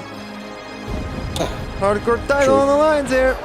Here comes a sleazy family member. There's no honor among sleaze as well. Extreme Rules match. Pimp Daddy Kane. It's gotta be Kane. Pro Wrestling The Pimp Daddy Kane. Championship. Introducing The best Kane you've ever damn seen, that's for sure. You get the Pimp Daddy Kane. We all know who I'm rooting for tonight. weighing in at 300. The sleazy family member, baby. Look at that pimp go. Walking to the beat. Everybody loves the sleazy theme songs. Oh yeah. The best are here. That's right, fam. You are correct with your sign. This is where the best are at. Global Pro Wrestling. And we're gonna prove it here tonight in this crazy triple threat hardcore title match. Pimp Daddy Kane in his first ever title match. That's correct, Rico. I think this is the first title match Pimp Daddy Kane's ever been in. He joined us beginning of season 4. Where'd you find this guy, Rico? Oh, you know, at the red light district. I was just hanging around. I wasn't partaking in anything illegal. I was just, you know, chilling out with some ladies, and sure enough, I ran into this hooligan. And introducing I'm like, is that Kane? That's got to be Kane. But it wasn't the Kane I was thinking of. It's a different Kane. There's a lot of Kanes out there, guys. There's a lot of Kanes. And doing double duty here tonight. He couldn't turn down a title match. Young chap, Chandler Chapman. The more, dare I say, charismatic, maybe quirky is the right word, of the Legion, member of the Legion. See if he can get his win back after suffering that loss earlier tonight. That tag match. Let's see, he's not even going to be 100% for this. Oh, he's good. He's doing his squats though. He's good. He's still fit.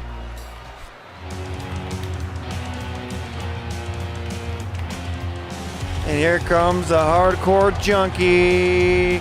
The heart and soul of the hardcore division. Dangerous Dan Slater. wherever he wants. Weighing in at 244 pounds. This guy's fucking crazy, dude. One guy, Rico, will never ever sign up to fight. That's for sure. Logan never booked me in the match against this guy. I don't want it. I've had enough chair shots to my head for one season. Thank you. Yes, Dangerous Dan Slater, a fan favorite here at GPW. Recapturing that hardcore title in a gauntlet match at Holiday Havoc. Being the lucky entrant, the last entrant in that match. After the Kraken slayed 5 other people. He had to take him down off a ladder through a flaming table with that Slater Annihilator finishing move, but somehow, someway got the job done. Probably has the bruises to prove it. He's always banged and beat up, man. I've never once seen him without any kind of bandages. But something tells me Slater he wouldn't have it any other way. This guy lives and breathes hardcore.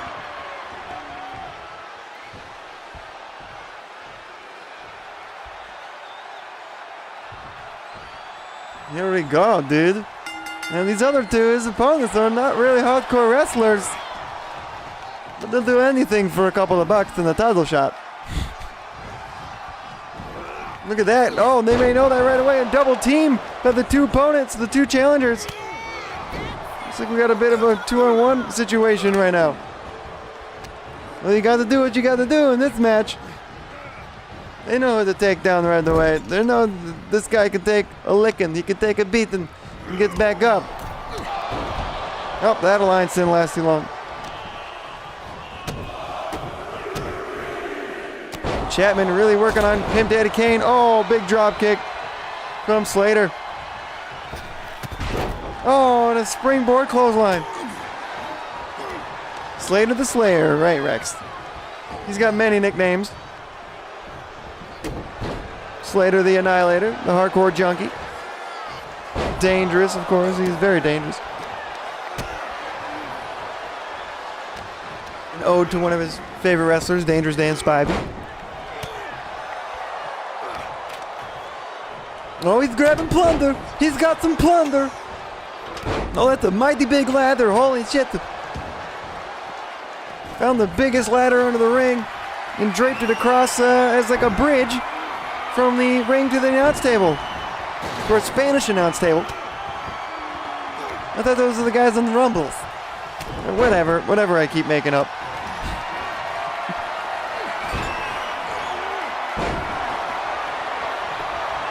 Big move from Pimp Daddy Kane. We got a weird angle here. The camera guy was inside the ladder at that point. He was between the rungs of the ladder trying to film that. What an idiot. Just go around, dude. Oh, man. Chandler Chapman taking a nap there on that ladder.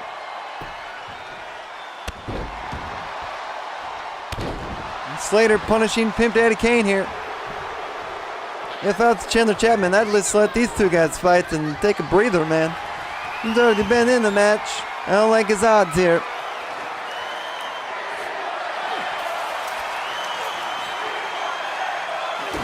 Speaking of odds, we might as well get the predictions going here. Pint, what's your prediction?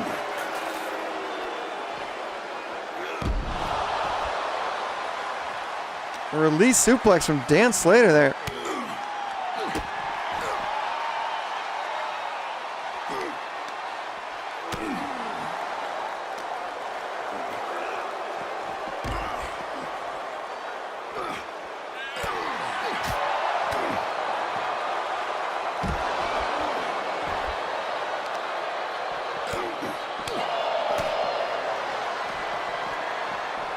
Wow, it wouldn't let me type in the word hardcore, so I guess I'll put an asterisk in it. Still wouldn't let me. What the hell? Alright, just title match, I guess. There's a name. Wait, this name is not compliant with our content guidelines? Title match? It won't let me put in title match. What? How about H-Core match? How about Extreme Rules match?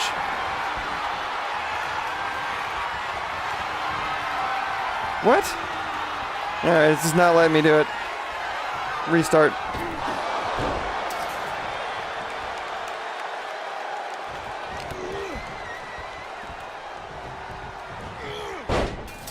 Extremes Rules match. See if they let that go. Oh, maybe it was the word pimp. We'll just put Kane, Young Chap, or Dan Slater. There you go, Twitch. Quit being a dick. Predictions are up, folks.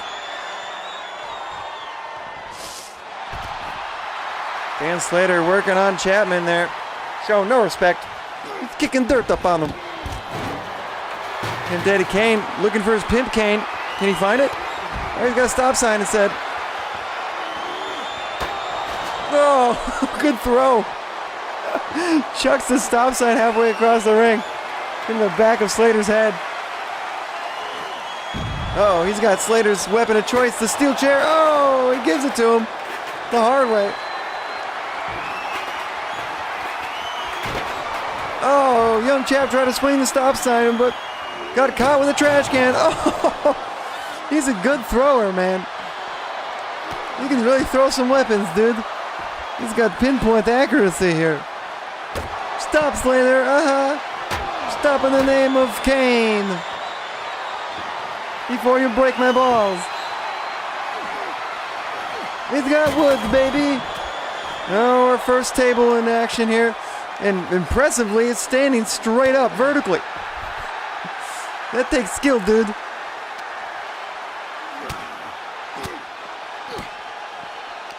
Looks like Slater's been cut open from those weapons. Nothing new. That ain't nothing new at all. That man bleeds brushing his teeth in the morning.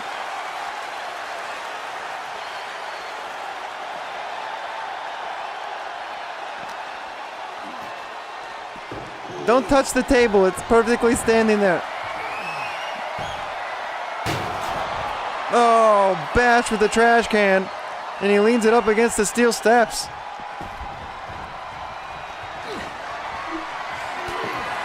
Chandler, don't hit that. He fucked it up. Grabbing another table, he knocks the other table over. We got 2 tables, folks. If only you could stack them on top of each other. Breaks the cover. That was our first pinfall attempt of the day, or of the match. Oh, a Slater suffocator. Will he tap out or pass out? There you go, Pimp Daddy Kane. Come on now. Bring a title home to the Sleazy family, bro. I know we're not really a thing right now, but it'll still be cool, and I'll still brag about it in front of my friends. Rico, you don't have any friends. Shut up, yeah, dude. Your friends are other cloned versions of yourself from other universes. Well, I thought we were friends, bro. Half Pint's my friend. Right? Oh, yeah. Yeah, of course, Rico. We homies. Yeah, that's what I thought. Fuck Yeah. you, Logan. Yeah. Yeah, fuck you, Logan. Oh, I'm sorry, guys. Jeez. Trying to make a joke. You didn't take it so serious, Rico. Well, shit, you gotta let me know if you're joking. Well, that defeats the purpose of a joke, Rico. Oh, we got flames. That's no joke. Flaming table engaged.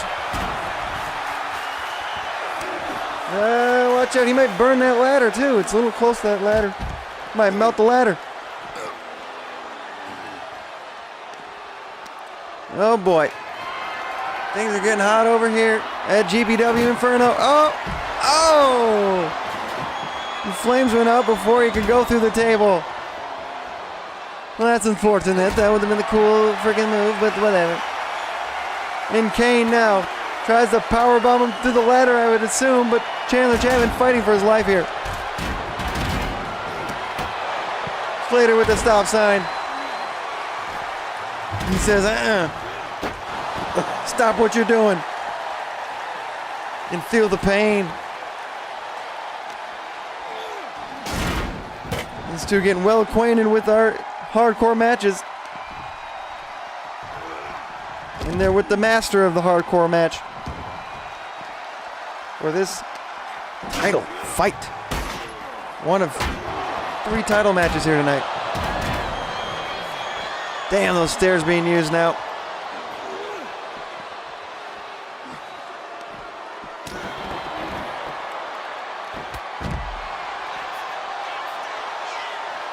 Kane with the big spear.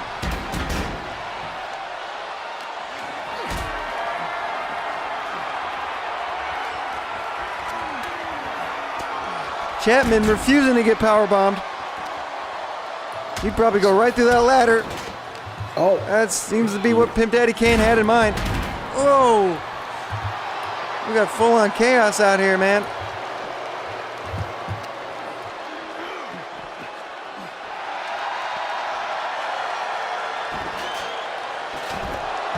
Slater talking that shit, but he just ate defeat there.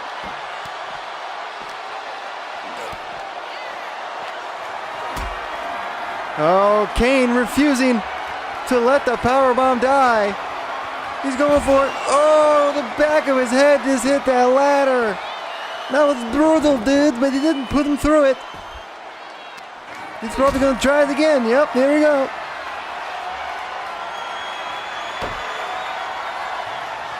oh God. He's going to try it again. God. Oh, he hit the steps. Yeah, he That's just a got tough CT ladder. instead. That was great. I don't know what's worse, going through that ladder or his back of his head hitting the freaking steps there. Chapman just working on instincts here. He's got Slater draped across that ladder. Oh, man. Oh! Brutal. Through the ladder. Who got it worse, though? Well, probably Slater. Good question. I mean, there's one guy just incapacitated, so he hasn't moved out. Now he's There were just getting to his steps feet. under that. Bad enough to go through the table or the ladder, but there were steps under there too to catch their fall. Oh, Betsy's out to play. Here comes that chair that he loves so much.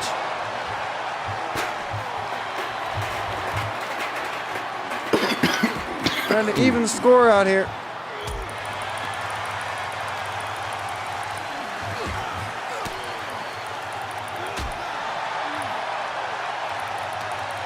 Slater trying to feel it, trying to motivate himself back into this match after going through that devastating move through that ladder.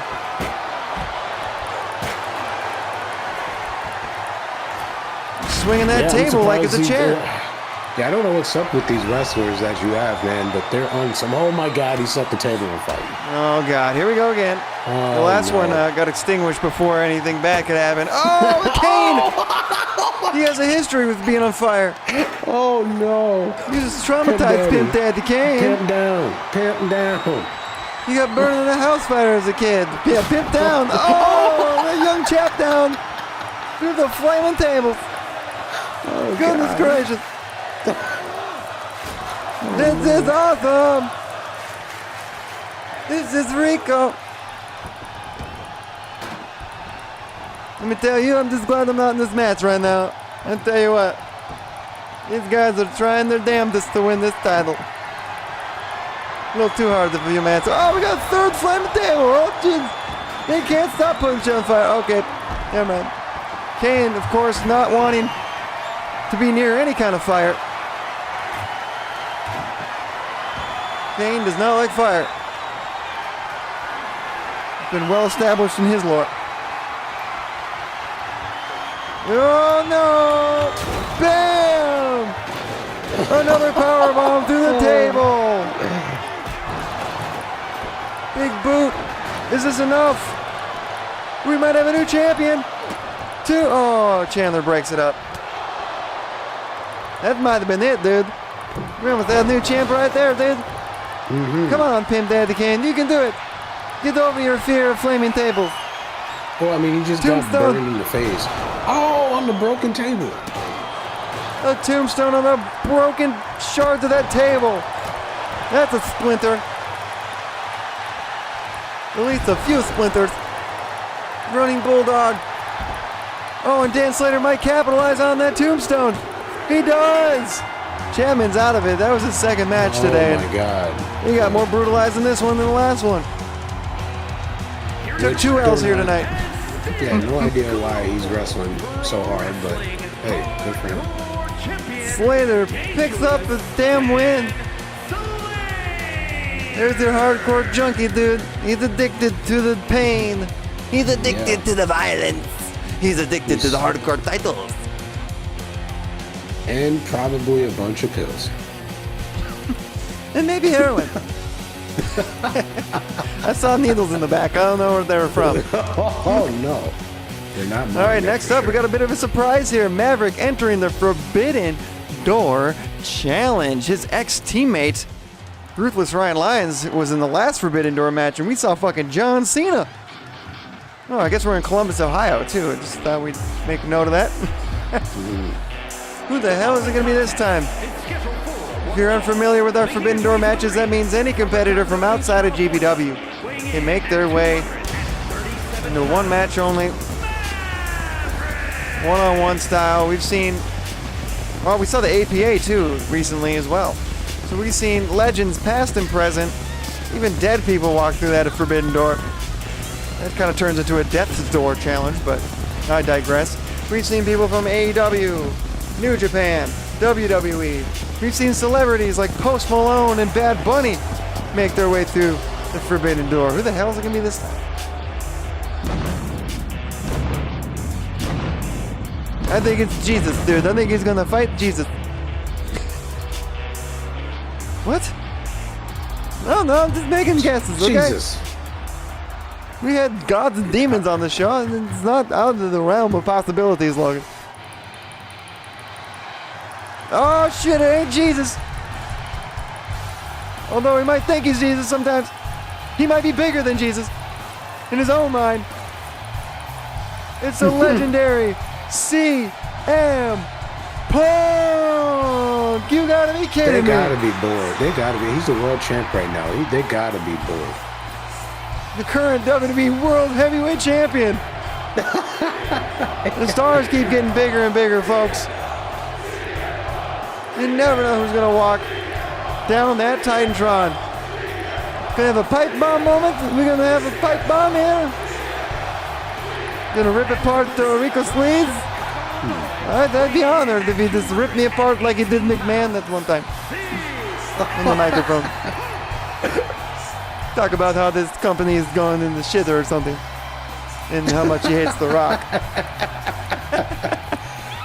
You know what? I'm here for it. Russo, that's why this company's going down the shithole because of bullshit or whatever the fuck he was saying. He's just stupid. I actually watched that recently after not seeing that for so long. And it's sad that I actually took Russo's side at the end of it. Like once I heard him out, I'm like, fuck. I hate Russo, but he made a good ass point. I mean, I don't like the decision they made. The fact that like Hogan was playing his fucking politics card all night. There's people like Booker T who never got a fucking shot and deserved it. So what? Can you give me more insight on that? So it sounded like the entire night Russo was trying to come up with a way for Jarrett to win the title, but Hogan kept playing creative control card the whole night. And he just got fucking sick of the games. So he just told Jarrett to go just lay down like the finger poke of doom type shit. So he just laid there. And Hogan was not, he was not privy to what was going to happen. And I think he just kind of stood there. I don't know if he even put his foot on his chest. He might have didn't. I think he did end up doing Hogan? that. But yeah. Yeah, he did. He pinned him. He pinned him and got it over with. But he was like really Jarrett pissed just about kind of dipped, and they ended up having that title match with Jarrett and Booker T later. But Hogan cut that little promo on there, and then Russo came down to the ring afterwards. It was funny to see like the announcer's honest reaction to like what the hell was going on, right? And he's like, as far as I'm concerned, that title belt can be considered the Hulk Hogan Memorial Championship, because after tonight you'll never see his sorry ass back in this ring ever again. And he's basically saying like how he was trying to play the creative control card the entire night, and while there's people like Jarrett and Booker T, and I think he named like maybe one or two other people who've been busting their ass week in and week out and never get the shot they deserve, and that's the only reason he's back, or he decided to take this job, because he's like, I don't fucking need this stress. I don't even want to be here, is basically what Russo said. But he did it for the young talent, is kind of what he worded it out to be. And I'm like, how the fuck do I actually agree with Russo? Not so much Hogan sucks. So I kind of blame Hogan for the whole thing. Yeah, I didn't know anything about that, really. I just know, like, Jarrett went to go lay down, and then he got up and left. Like, as soon as the ref counted 3, he got up and left. And then Buddy said what he said, and then that was, like, all I know of it. So it was really interesting, like, that was the reasoning. I didn't really know the reasoning either. I was like, is this another finger poke of doom moment? Lame, right? But it was actually kind of interesting to watch something so unscripted happen. It was like the Montreal Screwjob 2.0, but like a less cool version.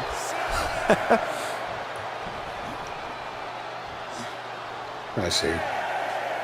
Looks like we're having no DQs in this match either. Anything goes, folks. Oh, Maverick misses the springboard moonsault. Not that Maverick needs any more momentum, so to speak. He's already a well-established former champion here, but a win over CM Punk would be a hell of a rub, a hell of a way to establish himself as a legend in the making, folks. But can he do it tonight against a legend like CM Punk? We'll see. Another guy who's had some unscripted moments on television. Another guy who likes to fight people in the back.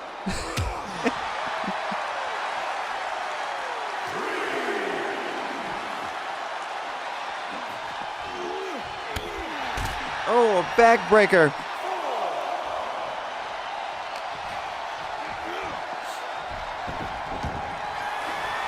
Let's see if he's going to be the old CM Punk or is he going to be PG Punk like he's been the last few years. Corporate Punk we got here. They might as well go, I think they should go full Corporate Punk for WWE. They might as well make him heel. We're getting like a watered down CM Punk in WWE these days, so we might as well get him to go like Corporate Kane. At this point. Got the microphone. We might see a pipe bomb. There he's like, here, you like the mic so much? Here you go.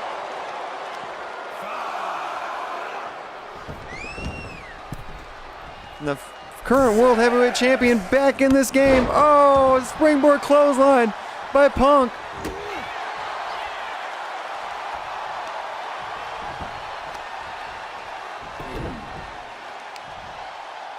Targeting that foot there. Never thought I'd see CM Punk in a GPW arena, folks. But here we are, man. Anything can happen in global pro wrestling, and just another testament to that catchphrase. Really focusing on that ankle. Making sure he doesn't walk ever again the right way. Yeah, you get his ankle.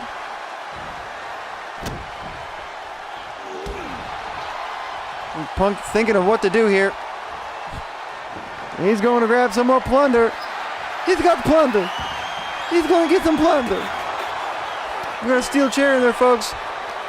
Punk going back to his ECW days. Trying to get extreme out here. Oh, he must be watching GPW. He knows. And we love our weapons here. Oh, but Maverick kicks out. After being rocked with that neck breaker on the chair.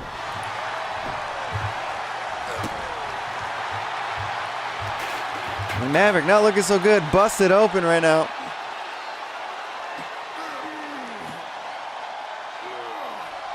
Punk just cranking on that neck. He's working on the arm. He's just so surgical. You say cranking, dog? Like I fucking almost choked on my drink. Sorry. He's cranking them, dog. Yeah, I corpsed.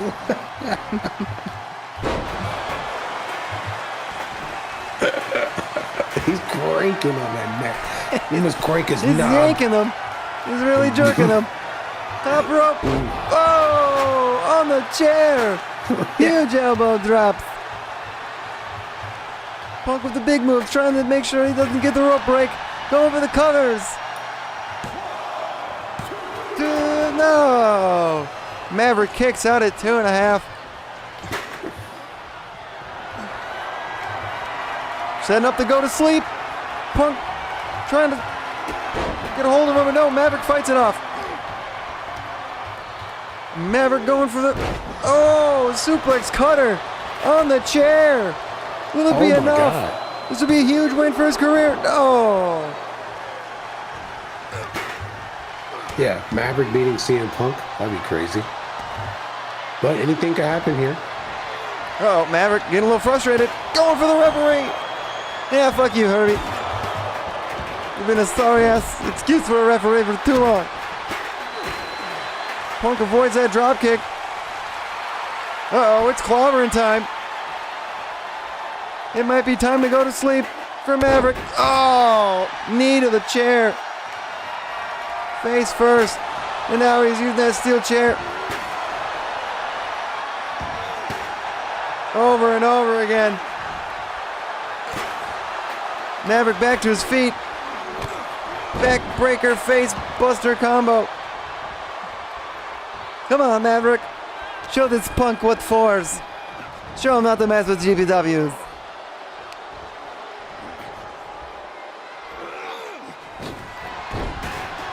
Left him hanging on that top rope with that suplex. Oh, what's Maverick doing here? A little springboard action. Oh, a phenomenal forearm. Shades of AJ Styles with that one. And now a crossface. He's trying to cripple him with that crossface. Yeah, I see what they did there. But no, Punk fights him off. Fun fact, CM Punk was actually supposed to fight Chris Benoit in that unfaithful weekend. I think that was right. He was supposed to be his opponent that weekend. Yep. I think the last person to wrestle him was Elijah Burke. Elijah Burke. Yeah, Elijah Burke. I mean, he was supposed to wrestle Punk. And The last thing Chris Benoit Googled was the story of Elijah in the Bible. Another weird coincidence. That's kind of creepy. Yeah, it was about bringing his son back to life, or like resurrecting the dead person back to life. Really weird. Full-on psychotic break there. Would that be a hell of a Forbidden Door opponent? Oh, the most controversial Forbidden Door person ever. What a Frankensteiner from the top. Chair propped up in the corner there. What's Maverick got in mind? Ducks the clothesline. Hits him with a clothesline of his own. What a lariat. Knocks a block off of Punk, but Punk gets out of the way before any more damage can be done. Back in the ring. Maverick got a little too cocky there. Both men jockeying for position here.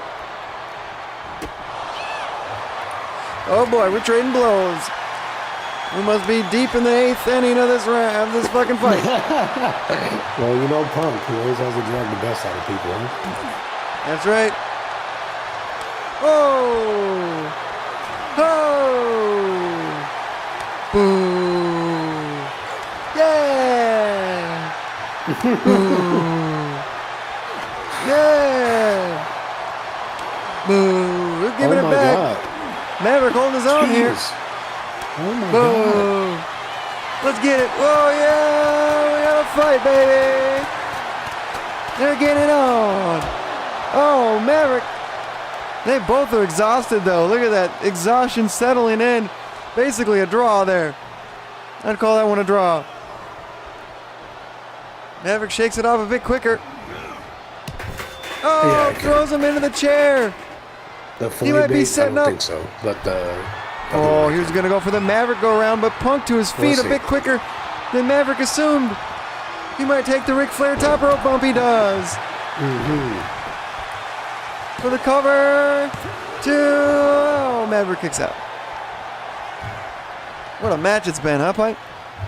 Right. Like I said, he's dragging the best out of Maverick. The Maverick has been a known shooter for a while, so I feel like it's equal platform here, to be honest with you.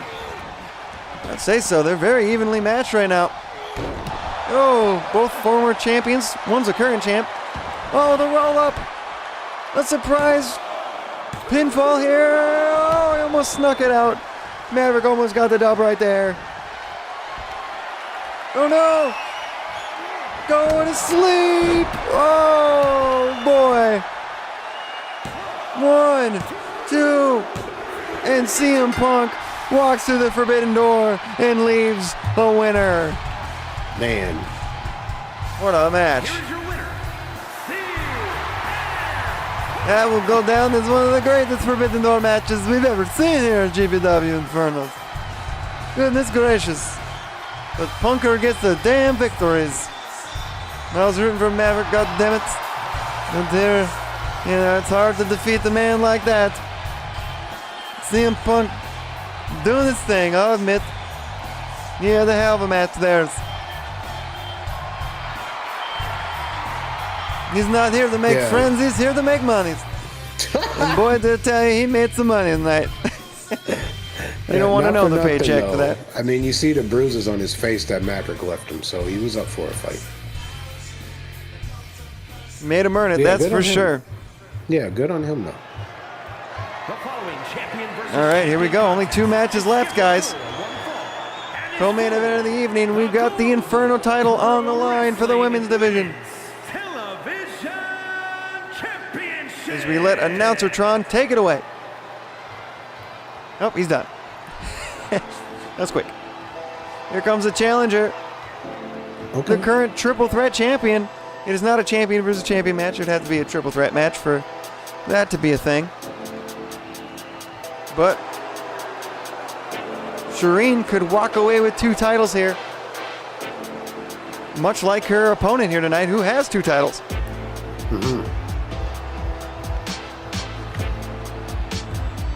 Here she comes. Another new superstar made her debut this season. Probably the most successful of all the newbies. Shireen, the princess out of Pakistan. Devastatingly good looks and devastatingly incredible moveset. I don't know where I was going with that. She's good. Okay.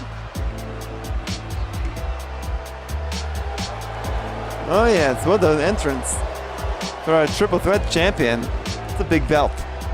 Should probably make that belt smaller, Logan. The ladies like smaller belts. That's true, ladies do like cute little things. Unless we're talking peepees.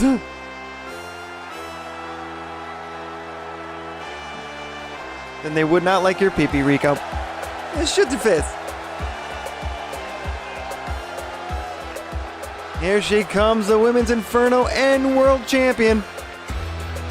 Only putting one of those titles on the line tonight. The big purple belt. Rex says, that's what Tom Holland said. What about little tiny things? And of course she's not alone, folks. She's got the whole Destructo Mundo alongside her. Besides Dr. Destructor, it looks like he's probably icing in the back after his match earlier. But Diente, Boogeyman are here tonight.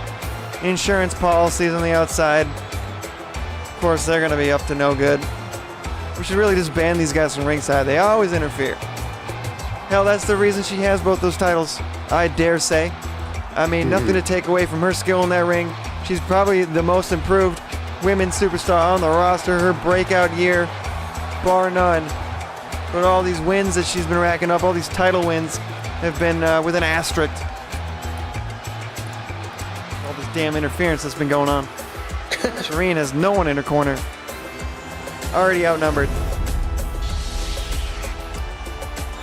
There it is, folks. That beautiful purple flaming belt. Flaming belt. It's a flaming belt, baby. Wrestling Women's Triple Crown Champion, Shirley. Only one of these two ladies are gonna walk away with two belts here tonight. Who's it gonna be? And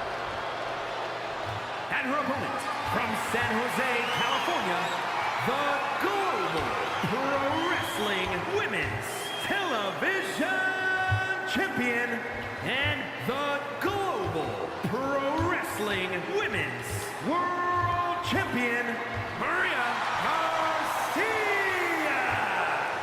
One of the few names our announcer bot can actually say fully and accurately. Maria Garcia. Wow, he's earned his pay.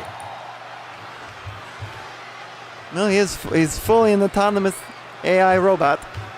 And we've been trying to improve him, but our budget can only allow for so many upgrades and versions. He's getting there. You got to work it out. You got to keep testing the models. It's a learning machine. He'll get it down one day. He'll get everybody's names one day, but he's about as good as Rico is at learning names, which is pretty bad. Snake Eyes to start here. Maria out the gate with some fuego. Oh, an elbow. Oh, another elbow. How about a third one? Oh. Maria's definitely got the power and height and size advantage, but Shireen's gonna have to use her agility and speed to get through this match. Oof. Big knee to the back. And Boogeyman already causing a commotion on the outside. What was he doing? Man, I think he flipped. I watch these matches and I see a lot of support on the sides here, and I'm just surprised there's no war breaking out, man. Like, obviously there's control of GPW, but like, Whoops! I just haven't seen chaos yet. Man, I'm surprised we don't have as many WCW finishes where everybody just comes down in the fucking ring. That shit was so annoying. They did it like every big match. Every time it was like every time you see like a abnormally booked match, like Mr. Perfect versus Bret Hart, it's gonna be some like bullshit finish, right? Yeah, because it's the best way to like get the finish over without having people get upset, right? If everybody came out and hit their finish like that, like '99 WWE was notorious for that. That's Everybody true. They did do a lot of that shit too. The Rock, Undertaker, Kurt Angle. I think it's such a dirty like promotion technique though to be like, hey, look who's on the marquee tonight. It's The Rock versus Stone Cold. You know, Monday Night Raw. Well, you know, there's gonna be some wonky fucking interference 5 minutes into the match. That's just gonna like negate the whole match. No finish. Always these non-finishes. Oh man, we might see a finish right now though. Oh, Maria with the Destructo kick. But didn't go for the cover. Instead she's yanking on that neck. Giving her neck.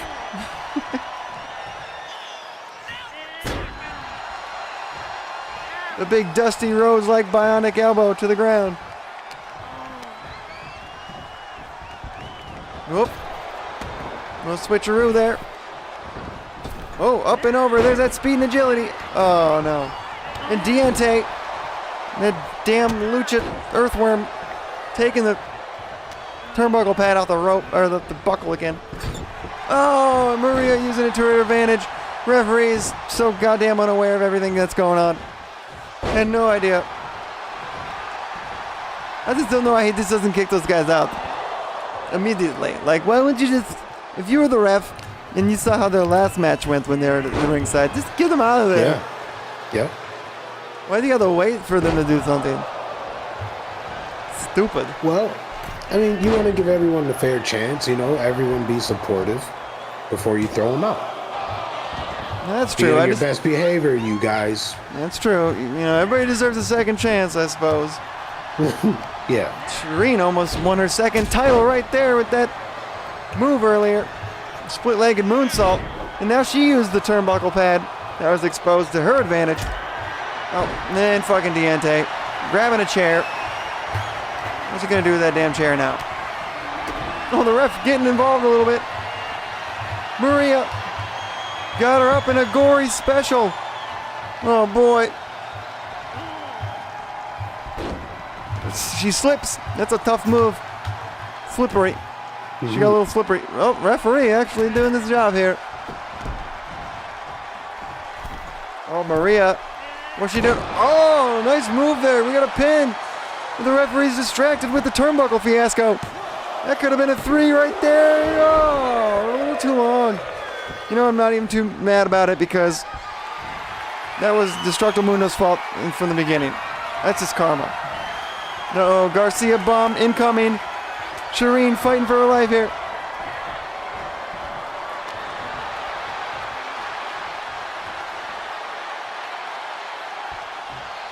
Oh, counters the fallaway slam into a DDT. Well, impressive. Oh, there's Diente fucking things up again. Taking that turnbuckle pad right off the buckle again. But Shireen not letting the dirty tactics on the outside get the best of her. She's still fighting and focused. Look at this. Oh, if you can. Damn sign got in the way of that amazing sunset flip powerbomb. The hell's the camera guy doing in the crowd anyways?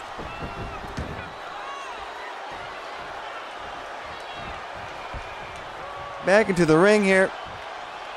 Oh, Diente really making his presence known here.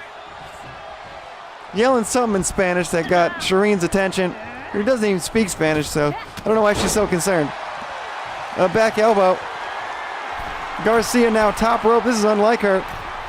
This is going to be a big move. She can hit it. Oh, an elbow. But Shireen back to her feet. Nice move. Pinfall. We might have a new champ right here. 2. Oh. That was a close one, dude. Arabian press. Oh, missed it. And the ref distracted once again with the turnbuckle fiasco. Garcia bomb in. Oh, Destructo bomb. Oh, boom. Pinfall. Ref back in it. 2, 3. Julia Garcia defends her Inferno title here tonight. And is still a double champion. Yep. He's killing it. But another asterisk. You got to put another asterisk with that. With Deontay and Boogeyman ringside. Always helping her. Always assisting her to make sure that title doesn't get lost. Okay, yeah. All right, here we go, folks. Senshi earned their right for another chance at the tag team titles. They may be heel now, but as far as GPW is considered, we have to cheer for them against the Gods of Olympus, who now hold our tag team titles and their own tag team titles from the original universe are from in this main event tag team title match. Both titles on the line, folks. Here we go. This time it is a double title match. But one team holds both the titles.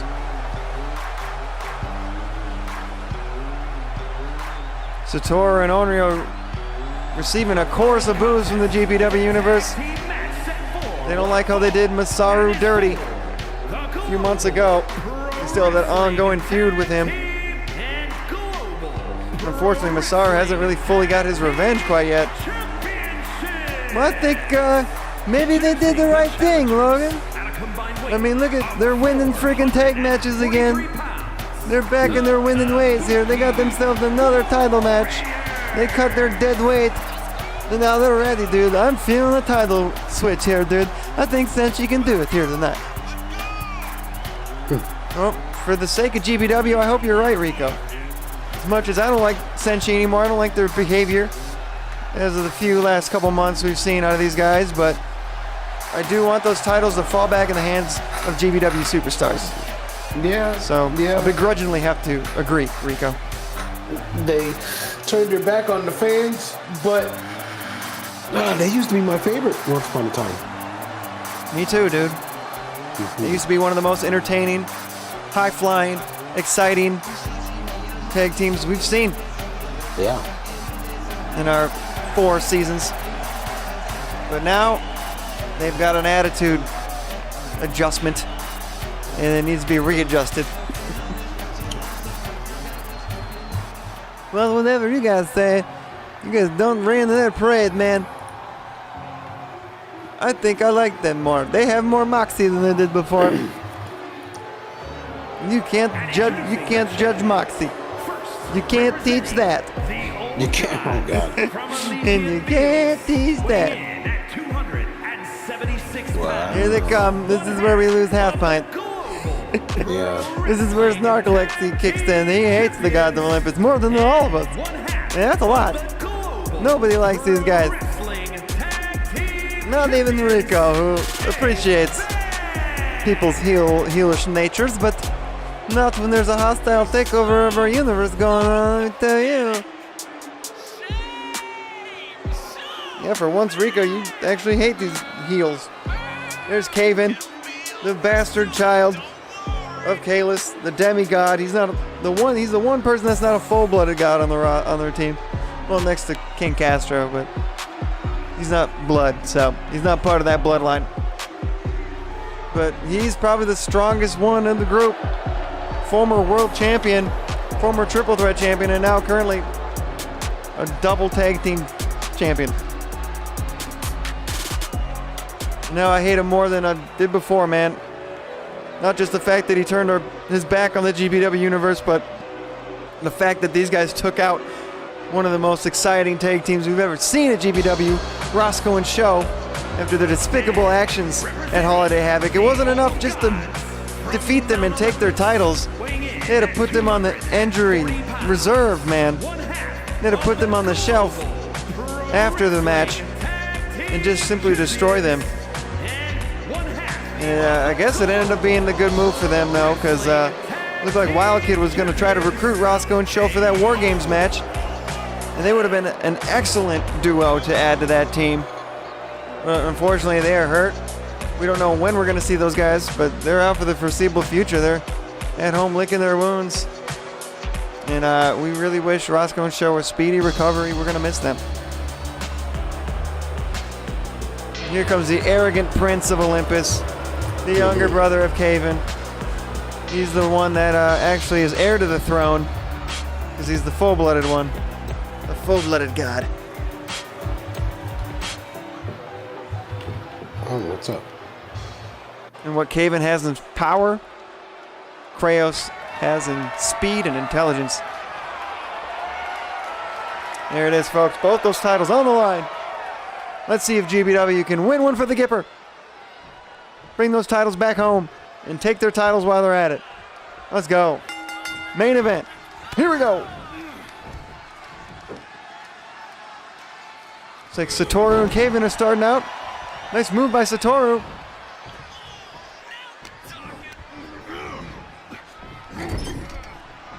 Into the corner. Thought we're going to see a quick tag here. There it is. Let's see if Satoru and Onryo can work as well as Masaru and Satoru used to back in their day. Ooh, 450. Oh, and a moonsault. Well, I did see one fan of Senshi still. I saw a sign out there for him. Might be the only guy in the GPW universe who's still a fan of them after their despicable actions over the course of the last few weeks here.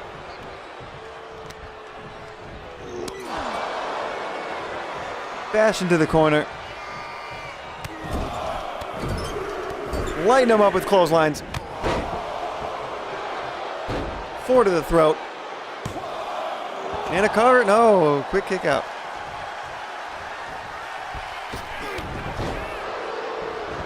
Springboard clothesline from Kaven. Say what you will, but the Gods of Olympus, they are one of the toughest teams. One of the most indomitable forces GPW has ever had to deal with.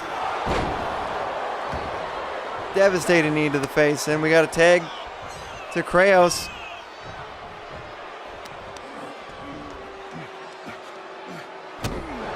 Never did I think these brothers would ever get back on the same page. But apparently, this version of the Gods of Olympus, maybe they were always on the same page.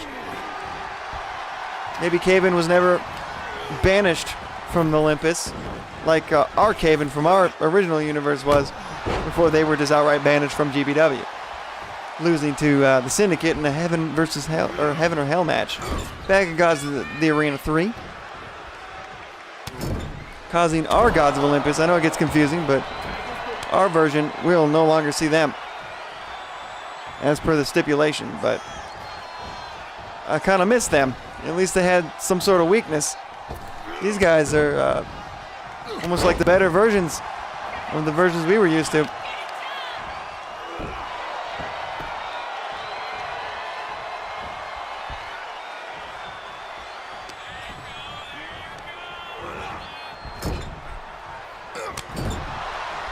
Big slap from Satoru. We got a tag here.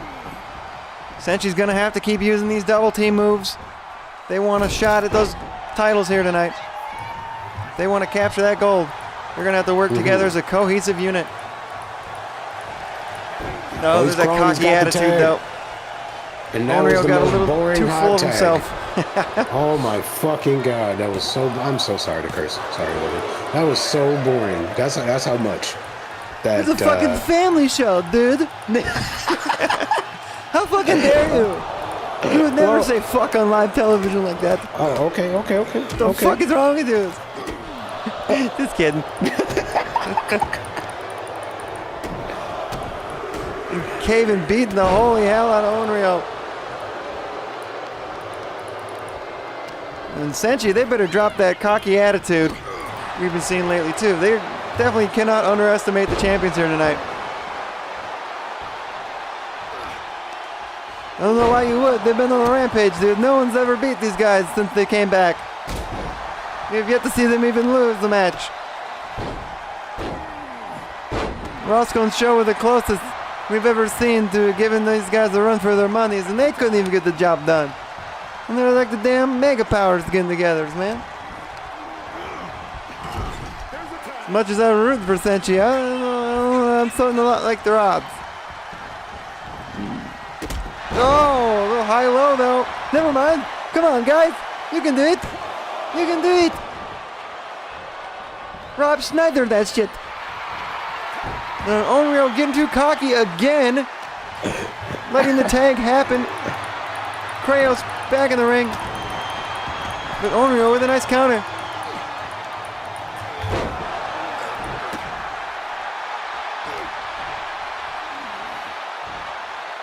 Onryo got him up in a powerbomb. Oh, running powerbomb. Oh, it's going to make a tag. I don't agree with that. You should have kept up on the momentum. Should have kept beating them down, but all right. Tag into Satoru here, who's definitely become the leader of this tag team. Essentially was kind of a we have no leaders type deal, like the New Day, but definitely Satoru seems to be on an ego trip as of late, and Onryo kind of allowed for him to take the lead here. It's probably his idea to kick Masaru out of the group in the first place.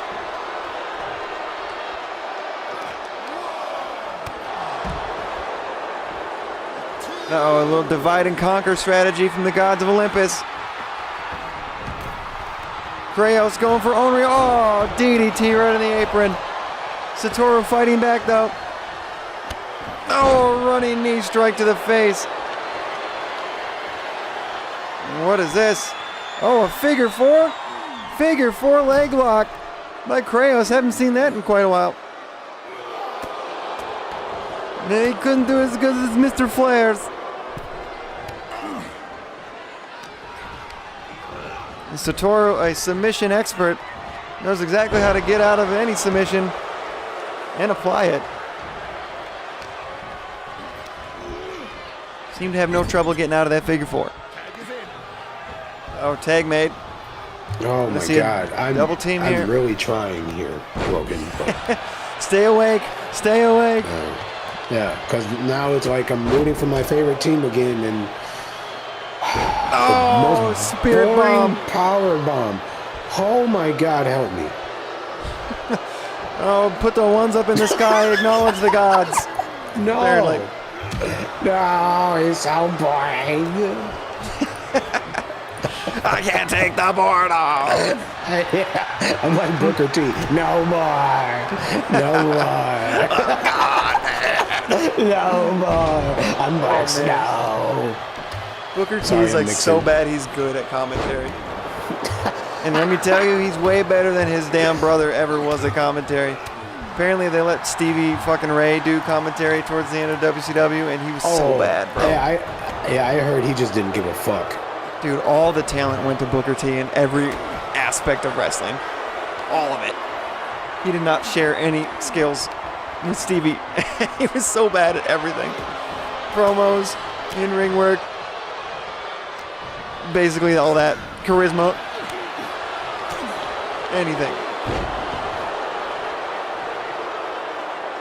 How could two people born of the same mother be so vastly different with talent? Oh! Some people used to think that of Caven and Kraos, but they are a formidable tag team, let me tell you. Oh!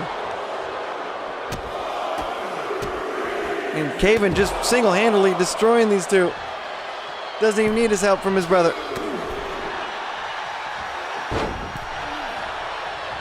Ducks the drop kick. Big punch to the gut.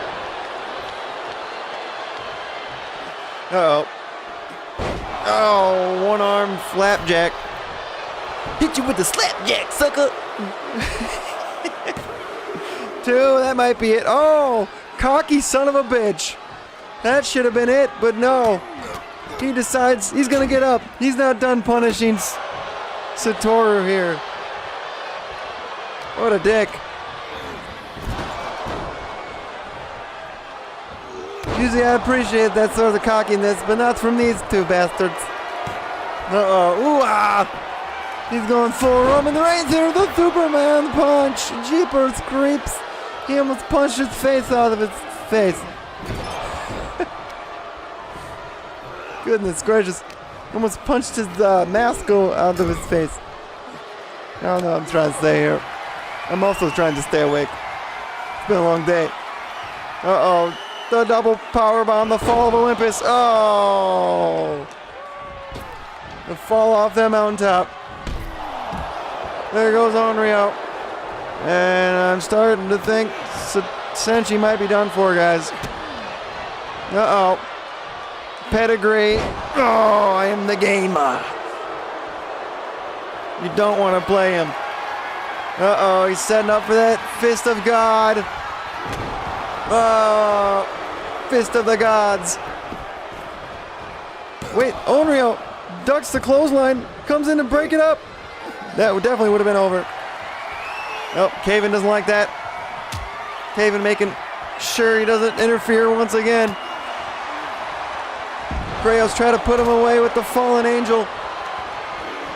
But Satoru fighting back. Oh, not for long. Hit him with the Falcon Arrow. Meanwhile, Onryo's getting worked. Satoru fights off still. He's still got that warrior spirit inside of him.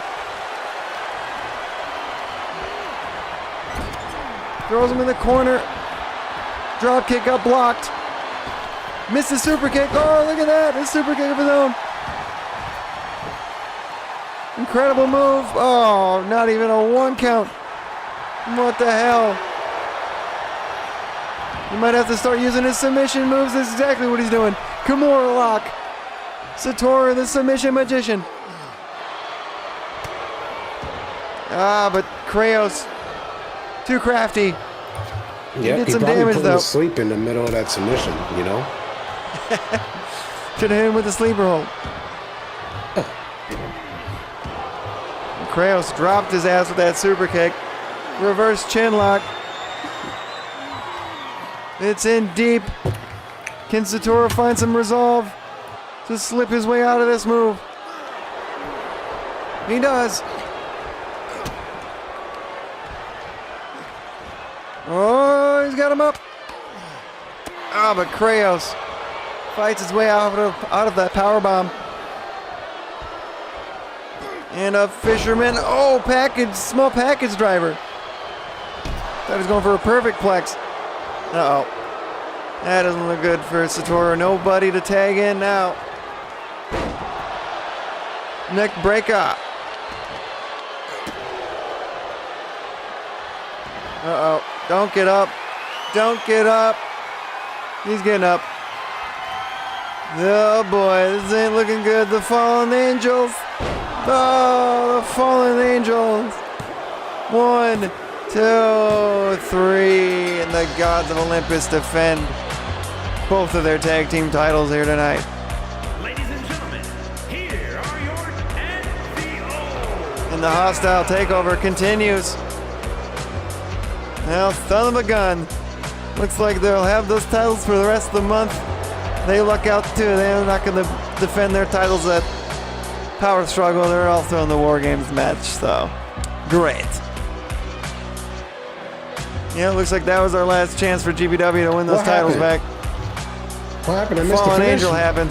Oh my god, I was falling Gods of asleep. Olympus. Oh man. Oh shit, Lord Bot and Nefiro! They're coming to jump the champions! They got attacked by them earlier. A little receipt from what happened earlier tonight. They'll meet them at War Games in just a few short weeks. A little less, and looks like we do have some cohesion. I think it's official, folks. I think Lord Bata has made his decision tonight. He's gonna join Wildkid and Nefiro to fight against the Gods of Olympus at War Games. At least we got some good news here. At least we're gonna end on some good news. Well, Lord yeah, Bata you got now a big joins. 3. They got 3. They just need one more person to join that War Games match. Who will that final person be? I mean, who's got enough balls to even join that group? It seems like a lot of people are probably saying no, the Wild Kids. And I can't blame them, dude. That's gonna be a ferocious match. We've only seen one War Games ever as GPWs, and the Gods of Olympus defeated the Syndicate. So it's gonna be a tough one, guys. Well, I'm out of here. You guys close the show. Rico out. Keep it easy. Stay Have a sleazy. good night. Wow, he's so cool, man. I don't know why you don't like him. Who, Rico? Yeah, that was such a cool like outro, man. Like now he's gone. Look at him, walking away. He's so cool. Yeah, well, yeah, he's an acquired taste. I will admit, I did say on here that I did miss Rico Sleaze. Because Rico Prime's such an insufferable asshole, it made me realize that maybe our Rico's not so bad. So, I do miss the stylings of Rico Sleaze. He's a hell of a color commentator. I'll give credit where credit's due. But I just can't trust that man. You know, I can't trust Rico Sleaze, I'm gonna be honest. He's just too sleazy sometimes. But he's not as bad as Rico Prime. And it's better to deal with the devil you know than the devil you don't. And that's what we're coming to find out here as the weeks unfold. Who will Wild Kid's final teammate be? Who will he recruit as the final member for War Games to defend the honor and control over global pro wrestling? Well, you're going to have to stick around in the next few weeks here to find out who that person's going to be. Oh yeah. But I'm curious to know who's the poor soul that's going to sign up and vacate that last spot. I don't know, but I don't know. Stay awake? You know, Is we got to there give some enough Red credit Bull? to Wild Kid, No man. dose. He's forming quite a team here, man.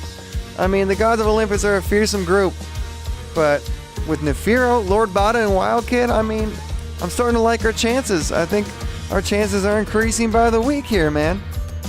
I'm not going to count out Team GPW, and not just because they're our last hope, but they're quite a squad, man. I think we do have a fighting chance, dude. And I can't wait to see how things shake out at Power Struggle. And what a fitting aim for our next special event, which will be happening more than likely on the 25th of January. But keep calendars open for the 24th, too, just in case. All right, who should we rate out, Pint? What do we got here? Rex, are you still streaming? I thought he was streaming. Is he even alive? No, he's not live. Thought he was. Is he alive? That's what I'm asking. Oh, is he alive? I don't know. Is he dead? Rex, are you alive? Yeah, we only heard him in his one match. Yeah, he said one Yeah, I'm word. here. He's here. I guess I'm watching a clip. I'm like, what are you talking about? The game, the match is still you're live. You're watching Yeah, a Rex, clip we're gonna of rage it. it. He's still alive.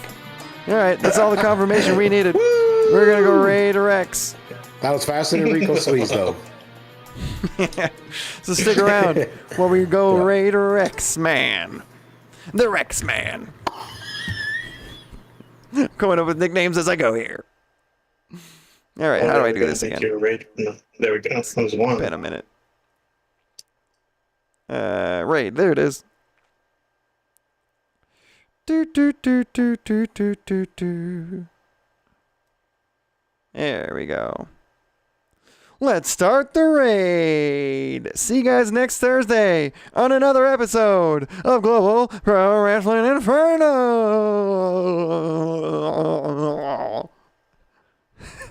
That was a little much, sorry.